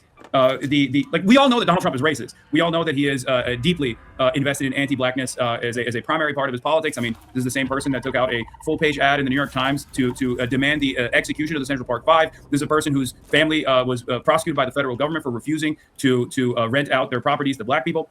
So we already knew this, and yet the Republicans are acting as though they're shocked now because he has finally touched on this like untouchable position where he is depicting Barack and Michelle Obama as apes is completely unacceptable. But I think it should maybe hopefully serve as a wake-up call for a lot of Americans who are still questioning whether or not he's racist. But I think at this point we all know, like, I mean, he is. I mean, he's been calling, he ran and campaigned on saying that Haitians were eating cats and dogs, which I thought was a turning point or a wake-up call for many Americans to go, wait a minute, you're talking about a bunch of black immigrants that have temporary protected status that you gave them, actually, living in Springfield, Ohio, boosting the economy of Springfield, Ohio, and you're just saying that they're eating, you're using incredibly racialized narratives about black people in that regard. You've said Somalis are a parasitic force that must be forcibly excised from the country, even though 95% of Somalis are American citizens. So there is no anti-immigrant advocacy there.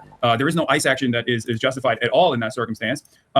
These are all very clear demonstrations of anti-blackness that is, I think, foundational to the Republican Party's politics. And this is completely indefensible even by other racists. Well, Hasan, this is also the party of even black people and brown people who say that, there is no racism or systemic racism in America. Yeah, right? Exactly.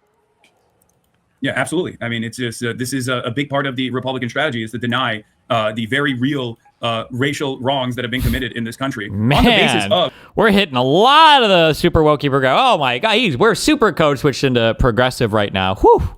Blackness, like directly on the basis of blackness. And the solution, of course, is also going to be on the basis of blackness as well. And yet any kind of recognition of this historic wrong is considered to be the real racism, or what they love to say is reverse racism. I don't know if this ends his career, because I think that even though the Republicans, and we'll play some of it or show some of it, they are more than normal. They're denouncing it, but I don't know if the MAGA base even really cares about this, because, I don't think if he even, I said, I told my team, what's next? The N-word, and would they even care about the N-word? No, they would not care. Yeah. No, I don't think they would. Let's be real. I think like, in the absence of any sort of real material change that Donald Trump said he was going to bring, right? Because he ran on and won on a historic unpopularity around the economy, right? There were a lot of people who were frustrated with the way things were going. They experienced a year and a half of negative real wage growth under Joe Biden, and they never forgot about that. And they wanted to, I guess, that paired up with the racialized animus, wanted to vote for Donald Trump once again. And now that he's not delivering on that agenda, the only thing he can do is weaponize ICE as a Gestapo force on blue cities, punish Democratic leadership all around the country in any way, shape, or form he can, and really beef up the white nativist anti-migrant strategy, and also engage in unvarnished, vulgar white supremacist sentiment like this. So there is an expectation from the base that he does this, but it's I guess the advantage here, or the silver lining here, if you can even find one, is that that base of support is diminishing. It's like around 20%, I would say, of the diehard ultra MAGA loyalists that want this, I like to call it vice signaling from the president, because they have nothing else to look forward to. So they want groups of people to look down upon. That famous LBJ quote comes to mind, right? And that's precisely the only thing that these people are clinging on to. So I say, let go of that 20% base that is purely reactionary, and try to focus on organizing around the rest of the country with the 80%, specifically around issues that pertain to their material realities, and hopefully launch a stronger opposition against Donald Trump to the best of our ability, and continue engaging in community defense. To that point about his supporters, Hasan, often you're a better man than I, because I often see you on these panels fighting with these people, and I can't do it. But you're often on these panels fighting. Yeah, that's him, Hasan the debater. Remember, you got to role play to do these shows. You're connected to the folks in the manosphere, and you have people. Oh, he's very connected to the manosphere. Remember, Hasan did a lot of that stuff. True. Very. Yep. Andrew Schultz, who are now saying, oh, this is awful, and he's trampling on the Constitution or shitting on it or whatever, someone said wiping his, I'm paraphrasing here, but it's a quote kind of like that. Didn't they know? And how is this playing in the manosphere today? Because I haven't had a chance to check it out. I think there's two different angles on the manosphere side. Obviously, the expected result of Donald Trump's popularity waning has caused a lot of people who weren't like super diehard invested in the ideological movement that he represents to pull out, because for some of them it's just clout, right? They were like, oh, Donald Trump represents clout. I get clicks. I get a lot of eyeballs. I get a lot of attention. That's good. I'm also privileged enough not to care if he wins, right? And they're reconsidering that calculation now that he's unpopular. There are also some who were I guess, somewhat apolitical or present themselves apolitical, even though they're clearly not. And one of the things that I've seen, at least in the manosphere side of things, has been Donald Trump's dealings with Israel in particular. That has actually caused a big fissure. For some, Israel, yes. It has actually led to a momentum behind anti-Semitism and anti-Semitic tendencies as well. But for many others, like there were people who falsely believed in his anti-war narratives, that they thought that there were people, at least among the podcaster base, they're like, oh, he would represent a change of attitude from the previous administrations and actually move in the anti-war direction. Now, I personally thought that was silly from the beginning, because I was there when Donald Trump was president for the first 4 years of his presidency, when he very clearly wasn't the anti-war president at all. And as a matter of fact, I think Joe Biden actually presented before October 7th a truer path towards being the anti-war candidate when he pulled out of Afghanistan, which was objectively a courageous thing to do, even though he was endlessly bullied for that perspective that he maintained. So do I think that this actually is like a real change in attitude? No, I think it's more reflective of the base actually moving away, the independents moving away, the people that took a shot in the dark at Donald Trump, who were privileged enough to believe that Donald Trump could represent this seismic shift in establishment politics, who very quickly recognized that he is not representing this change at all. People who thought maybe if he deports enough undocumented migrants, the criminal undocumented migrants as Donald Trump presented it, which was built around a lie to begin with, that's a whole different story, that the economy would improve. Now that the economy is not improving, they're realizing, okay, well, this is the same old business as usual politics, and also more chaotic than at least the stability to a certain degree that the Democrats offered. So they're recalculating, and I think the podcasters are responding to that change in attitude from the base of support. Let's go. Young Turks, the boring pundit training, paying off here in dividends. Through this, because you mentioned Tim Scott's tweet. Tim Scott put out this tweet that we'll put back up. Tim Scott saying, praying it was fake because it's the most racist thing that I've seen out of the White House. The president should remove it. That was earlier. Susan Collins responded to him by saying Tim is right. That was appalling. Okay, that was very strong, Susan Collins. Whatever, strong worded note. They're cucks. They're all cucks, especially Tim Scott too. Like when he says this is the most racist thing he's seen out of the White House, like yes, there's truth to it, because it's like it leaves no room for doubt what he is doing. But like I repeatedly said, I mean, he campaigned on saying Haitians were eating cats and dogs. JD Vance went on national television and said sometimes you have to lie about things to get people to pay attention. Wow, good talking points. I think right now is an opportunity to organize, to utilize the anger, the resentment that a lot of people feel on the ground, and realize that if nobody else has us, we have one another's backs. And Don, you were on the ground in Minneapolis. I'm sure you saw that momentum. This is not just a base of support amongst the activists of the Democratic Party. That's one of the things that I have seen, at least in all of my protest coverage, that there is a unified front that is building right now, that is even expressing their discontent with the Democrats that will not do the right thing and actually hold Trump to account and gum up the works of his fascist tyranny to the best of their ability. So I think outside of the Susan Collins and the Tim Scotts expressing their discontent with Donald Trump on this moment and then going back to voting for his agenda every step of the way, I think that this is a real opportunity for, once again, to push back against this administration with our communities and organize at the basis of the community to make sure that we are still continuing to protect our neighbors if the administration tries to come back and do the same thing that they're continuing to do in Minneapolis right now. I know I've said a lot, and I'm sure people are tired of hearing from me, but no, we're not tired. Actually, I've been trying to get you on forever, and Jen Welch told me to give you shit about not coming on, not having. Yeah, I know. I'm sorry. But the thing I was going to say is this. There's this calculation that takes place every election cycle in the midterms, only in the Democratic Party, by the way. This never happens in the Republicans, what I'm about to say, which is, how do we get these racists on board? Oh, we have to become a little bit more racist. Oh, we have to become transphobic. Oh, we have to do this. We have to do that. Like Gavin Newsom did. We want those voters to come and vote for the Democratic Party, or to vote for the most progressive politician that's available. We want them to do that. But we don't want them to do that by conceding on these ridiculous lines. We want them to do that because we're offering something to every American unconditionally. Medicare for All is obviously a great example of this. True. Because at the end of the day, racists need healthcare too. Racists need a roof over their heads too. And if they have that roof over their heads, and if they have that healthcare, maybe it's going to be a little bit more difficult for them to act out on their racist desires. Or even if they don't, it doesn't matter because they voted for the non-racist option or the less racist option in that election. So my argument always is, instead of trying to bargain with them and instead of trying to concede on these culture war narratives, offer them something to vote for material for changes, instead of taking a defensive position and allowing the Republicans to dominate the conversation. This was a major issue in the last election cycle as well, and I really hope that this is a opportunity for restitution from the Democrats. I'm specifically talking about the Democrats and what they could do in the upcoming election, in the midterm election, and what they should be doing already. Because there is a reason for why the Democratic Party's disapproval rating is also incredibly high right now. There's a tremendous amount of discontent towards the Democrats as well, and one must ask the question why. And I think that's because people are frustrated with their inability to address the things that Donald Trump is saying and doing, and mount a serious defense against everything that Trump is doing, which sometimes means playing hardball, which sometimes means continuing with the government shutdown, for example, when the momentum is in your way, when the momentum is on your side. It sometimes means playing hardball and not conceding to some of the demands that the Trump administration will say yes to, like with respect to ICE, instead of immediately launching an opposition towards the base of support that's saying abolish ICE, instead of turning around and saying, no, we're not going to do that. The moderate position here is to reform ICE, to say, you know what, we should abolish ICE, that we should go back to the previous standard that we had when the Department of Homeland Security did not exist. It's a 23-year-old institution in this country. We act as though it was around since the beginning of time, but immigration at the end of the day is simply a paperwork violation, and it should not have this incredibly militant response that you can go back to the INS and Border Patrol and Customs being three separate agencies, rather than under this mass state surveillance apparatus that is very clearly being used to not only dominate our migrant neighbors, but also American citizens as well. True. And then potentially in the upcoming midterms will be utilized against American voters as well. This is a real fear that I have, and I hope that the Democrats will address this before it gets to the point, and they don't launch an opposition that is a day late and a dollar short. Thanks so much for watching, everybody. Your support. Okay, well, this guy's a professional yapper. Wait, fuck, that was like the last video that I had.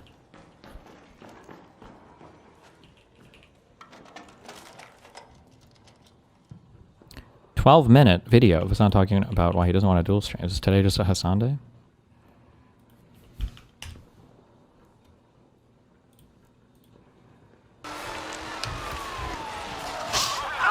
What is that? It's called light.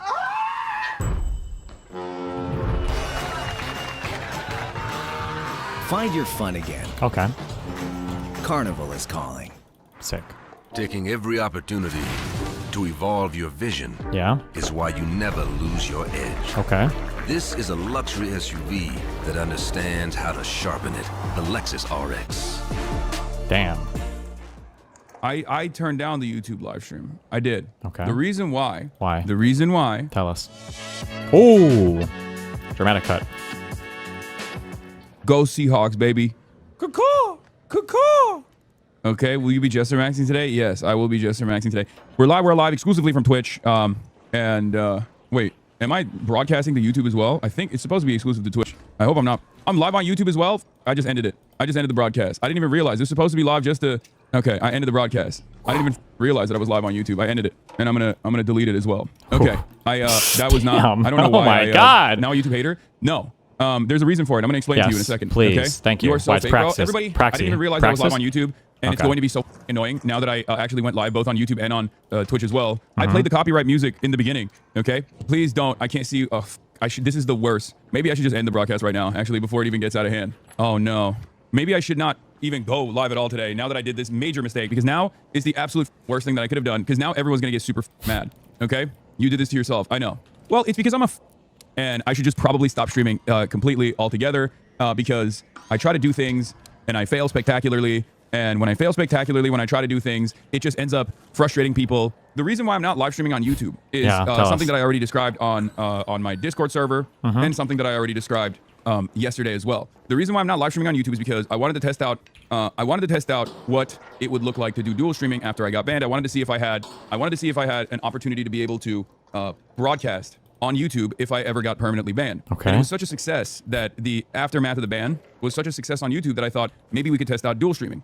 The reason why I didn't do the dual streaming initially was because of the reason why I want to stop dual streaming for the time being. Okay. There's a couple of reasons for it. Go ahead. Number one, DMCA violations. Okay. It changes the okay, please stop spamming. 30K plus 20K is not failing. Okay. I don't want to hear the background. Why did you open memberships if you weren't going to stay? Because I thought I was going to stay, and I'm going. Oh my God, he turned on memberships too, bro. He milked them.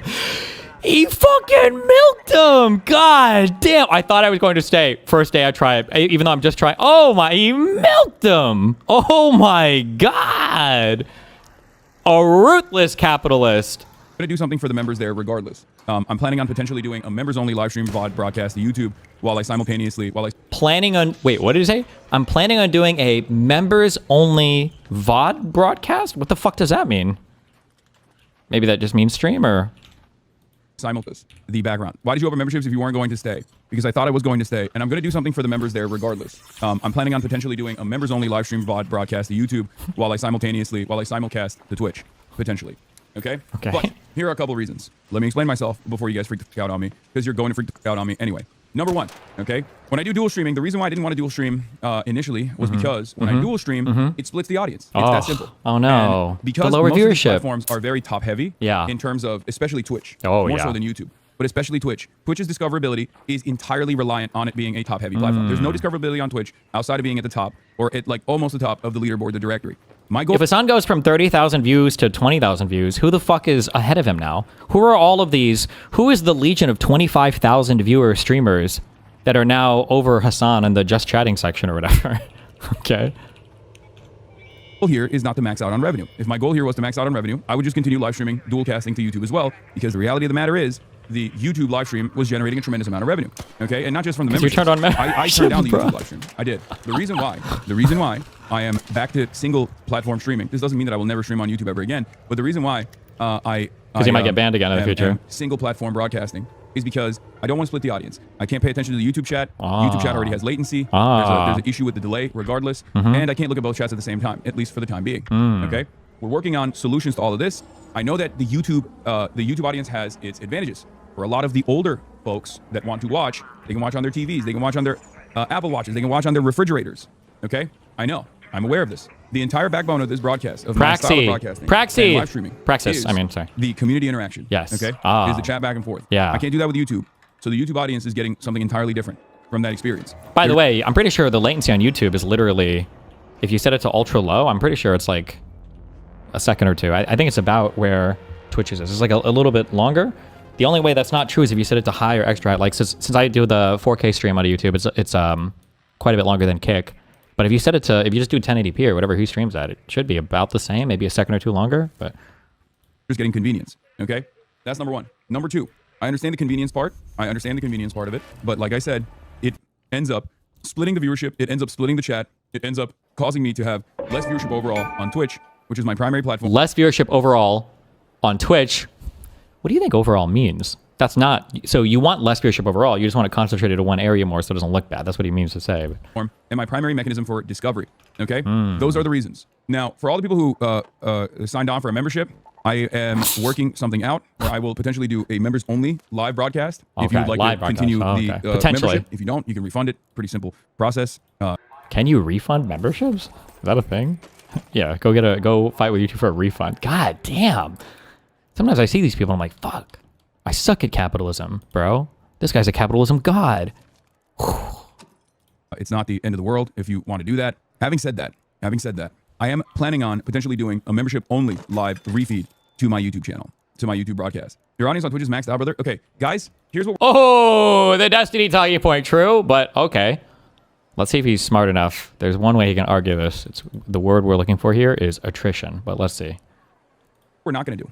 We're not going to have 17,453 micromanagers that come to me, a 34-year-old live broadcaster who has been professionally doing this for the past 12 years, and explain to him how you actually... He's been streaming for 12 years?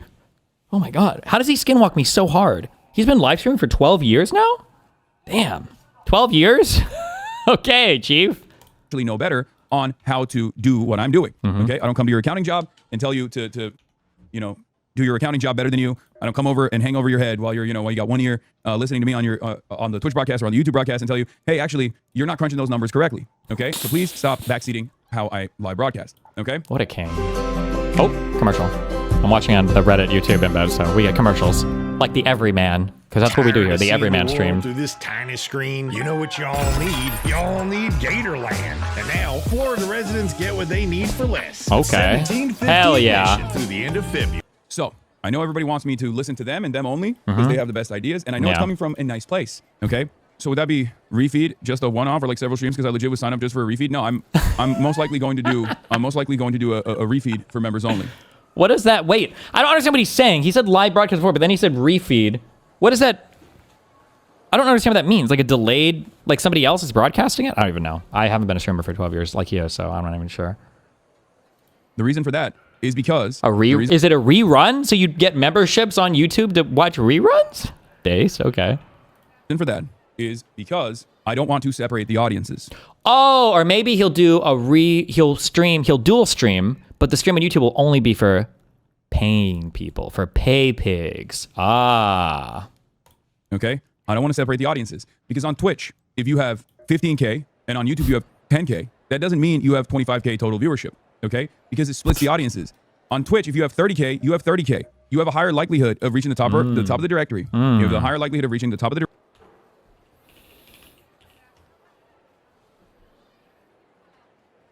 24K right now. Okay.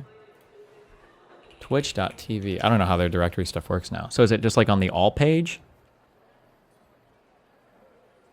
Or what is the... I feel like they actually do the algorithmic recommendations now, so... Browse? Just chatting is where he's at, right? Sort by viewers, high to low.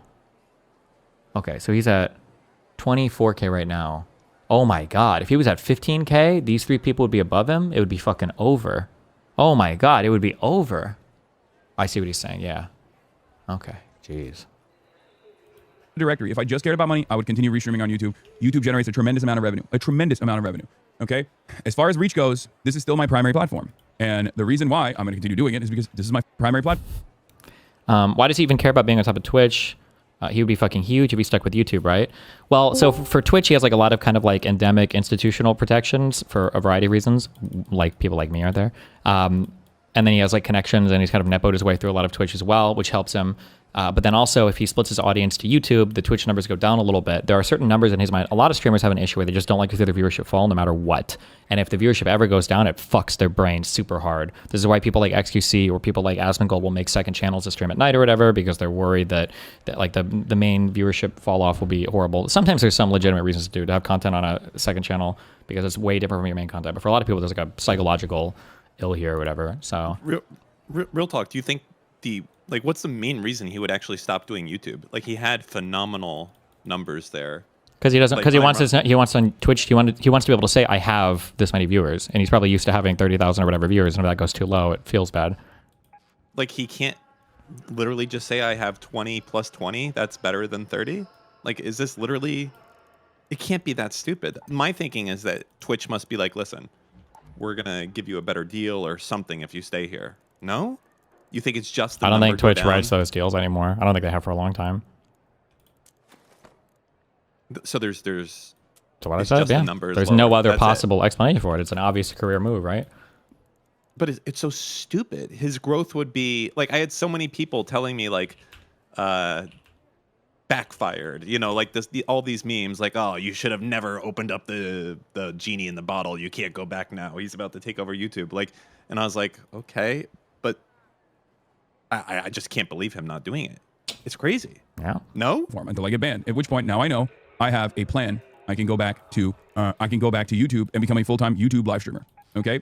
Instead of saying you view count Andy'd yourself, or this is a view count Andy situation, understand that the view count in this circumstance is quite literally market dominance of ideology. Okay? Market dominance for an idea. A lot of you don't understand how this stuff works. You just assume, oh, he just cares about the viewership. He just cares about the bigger number. Okay? Yeah. Because it doesn't just mean the bigger number. It does. What it means for him, a higher viewership is a higher likelihood of bringing in normies, bringing in a steady stream. Like, normies don't really watch Twitch that much, right? Like, YouTube is going to be a way bigger platform for reaching out to more normie type people. And even normies don't even watch necessarily like YouTube political watchings that much, but like to pretend that you're trying to get all the normies on Twitch is retarded. Of different people with different opinions that are just going, oh, this is the top of the directory, let me click on it. Because there are, for those of you, you tune in every single day, okay? From your perspective, you think, oh, well, everyone just tunes in and you've maxed out. The reality of the matter is, most people still know me as the guy on Twitch, as a live streamer on Twitch, okay? Normies aren't on Twitch? No, the people that are, when I say normie, I mean people who aren't socialists, man, okay? People who aren't socialists who are still clicking on just chatting broadcasts. Okay, people who are not socialists but are on the platform that are like, let me click to see what's going on in the world. Let me see what's happening in the universe. Let me see. Oh, let me go and watch Asmongold. Okay, you don't have to agree with me on this. Once again, that's why I'm sitting in the driver's seat and you're in the back seat. Okay, so stop backseat driving. YouTube chat was the exact same community as the Twitch chat, and y'all are tribalists about it. This is some cringe Twitch victory. Please stop behaving like teenagers. Exactly. It was 100% the exact same community. It was just split between two places. And the reality of the matter is, if there's 30K here, there's a higher likelihood of reaching 40K on Twitch rather than 20K here and 10K on YouTube. Means there's no likelihood of reaching a larger audience here. Okay, this is not just a market share for live broadcasting. This is not just about maxing out my viewership. This is about live broadcasting and market share of ideology. You didn't even tell us you were ending the YouTube stream? No. In most circumstances, people don't even give you all of this like additional over-explaining bullshit. I do. And the reason why I do is because... The reason why he does is because it's so obviously a bad move from every single person on the outside that he has to try to like hyper-rationalize or justify his obviously fucking clout-seeking behavior. That's why. The reason why I do it is because I think transparency is the best policy. Now, of course, that doesn't stop people from, assuming, making assumptions. You're in the driver's seat because you know politics. This is a chop take because you think your reach wouldn't be further on the largest video platform. Yep. No, my reach would probably be further if I just streamed on YouTube exclusively. And Twitch was my secondary platform. Then why not do that? But Twitch is my primary platform. Oh, That's it.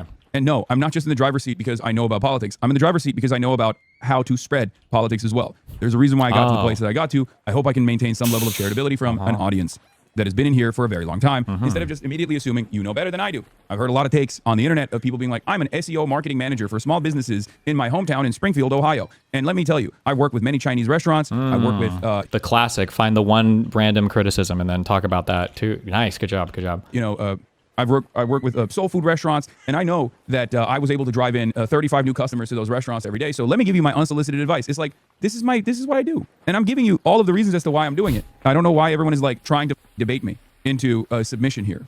You were still 30K here. You'd also have 20K there. If you were split, you'd cap at 15K to 20K here, and that's not the case. That is the case. That literally happened yesterday, okay? As far as memberships goes, I'm planning on refeeding the broadcast and dual streaming to members only on YouTube. So if you want that convenience, I mean, we can potentially do it, okay? You weren't on YouTube, so I came to Twitch. Problem solved. Anyway, in any case. Wow. Epic.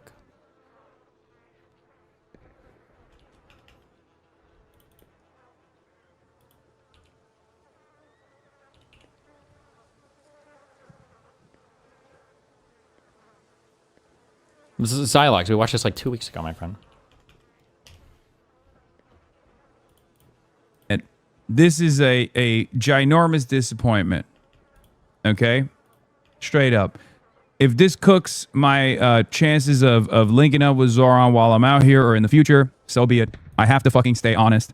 And I have to say my piece, okay? This is a ridiculous moment. Totally unacceptable. Especially considering that it didn't have to come so fucking early. While Hochul has signed off on universal pre-K, there's a lot more in Zoran's agenda that she must sign off on, especially as it pertains to a wealth tax that he wants to apply in the city of New York. And I'm not so certain that that assurance has come. I don't think this is the smart move. There is no guarantee that Kathy Hochul will, once she actually secures power once again, when the election is over and wins, is going to actually turn around and do anything for Zoran, and that if she doesn't do that, Zoran will just fucking fall flat on his face. Hochul is an opportunist and Delgado is an opportunist, but Hochul is an opportunist who is much more likely to win, and who he has to work with at least through the next year. If he didn't back her, he would have to put up a hostile relationship for at least a year, and most likely his whole term. Maybe you question the timing, though. That's precisely what I'm questioning. Because if you want to fucking secure leverage, you need to get more assurances from Kathy Hochul rather than immediately going in. If you take your sweet time in your endorsement of Kathy Hochul, what you can at least do is apply more pressure through Delgado. The pragmatic solution here is to see where Delgado goes instead of cutting the wind off of Delgado's sails with the incredible momentum that the DSA slate has in these elections. What I'm frustrated by is this. I'm going to be fucking radically transparent, radically honest in this moment. Man, it's much easier for me to sit around and just be like, Zoran is my guy. He's doing the right thing. He's doing the best thing, and just glaze him. Okay? But I have to be fucking honest here. What I worry about as someone who has not only endorsed Zoran and has said like he's the real deal over and over again, my hopes, my dreams for Zoran Mamdani is that he utilizes the Democratic Party to build socialism, and that he doesn't become a person that utilizes the DSA as a door-knocking operation to build the Zoran brand and build the Democratic Party. At the end of the day, if it became clear that Kathy Hochul was going to absolutely fucking win, then of course Zoran should endorse Kathy Hochul.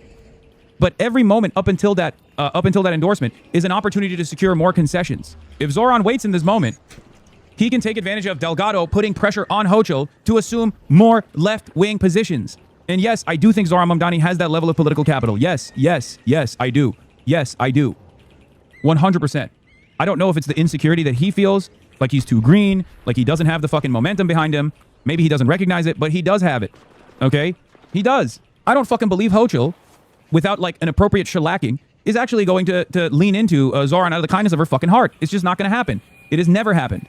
Doing this amidst a massive nurse strike where 15,000 nurses in New York City, one, got arrested yesterday for their participation in the work stoppage, at a time when Hochul is also extending the emergency in an effort to continue not leaning into the demands being made by the fucking nurses. Like, doing this in this very moment is like unimaginably bad from even from the perspective of like New York politics, pro-labor politics in the fucking state of New York, in the city of New York. Damn. Not his boy.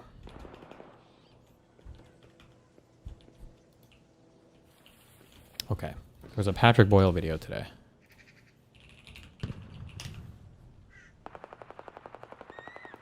Oh my god, and it's an Epstein Files one. You guys will love this.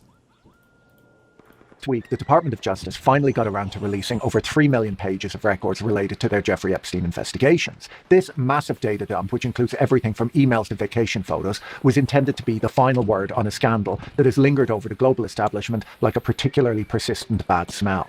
The files read like a who's who of the people who run the world. We have 2 US presidents, a rotating cast of British and European royals, and almost every significant name in business, law, and high finance. Many people who claimed that they only had tangential relationships with Epstein were shown to be a lot closer than they had admitted. It would appear that the tech elites had to invent AI chatbots to replace Epstein, but while he was alive, he seems to have been the person they turned to get their questions answered. The release of these documents was once again a total mess. It's worth noting that unlike Jeffrey Epstein's parties, to open the files you had to confirm that you were over the age of 18.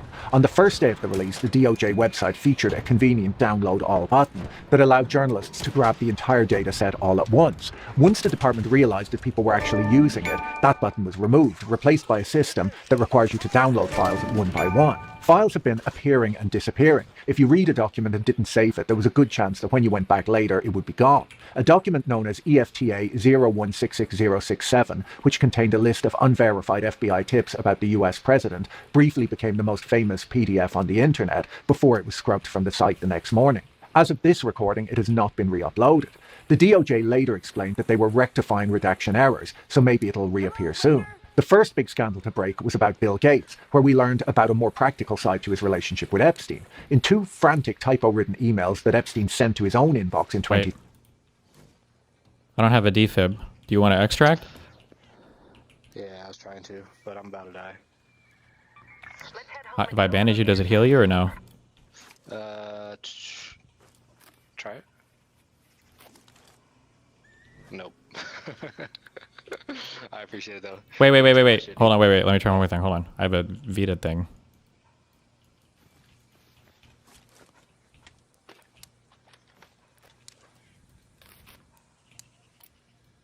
Oh, it just says stabilize. Fuck. Did that heal you or no? No. It seems like it slowed down my... Well, yeah, it stabilizes you, so you stop. What's your HP at? I don't even know. It's like down to like under a quarter. Do you have a defib kit over there, buddy? No, but bandages. Yeah, he's got a long way to crawl, though. Wait, it's not that do we heal you? Wait, you're already stabilized? Oh, there we go. I am a hotkey. There's a hatch over here. Yes. Oh, there is a hatch. Wait, there's a hatch over here. 50 meters. I have a hatch key. Tell me when your HP goes down and I'll bandage you, okay? Okay, I appreciate you guys. Yeah, you have to like... This I gotta go down, go straight across, so you'll have to like drop down. We're getting this dude out, okay? Yeah, I'm going down again. Yeah, keep going. I got you. I stabilize. We got him. We're getting this guy.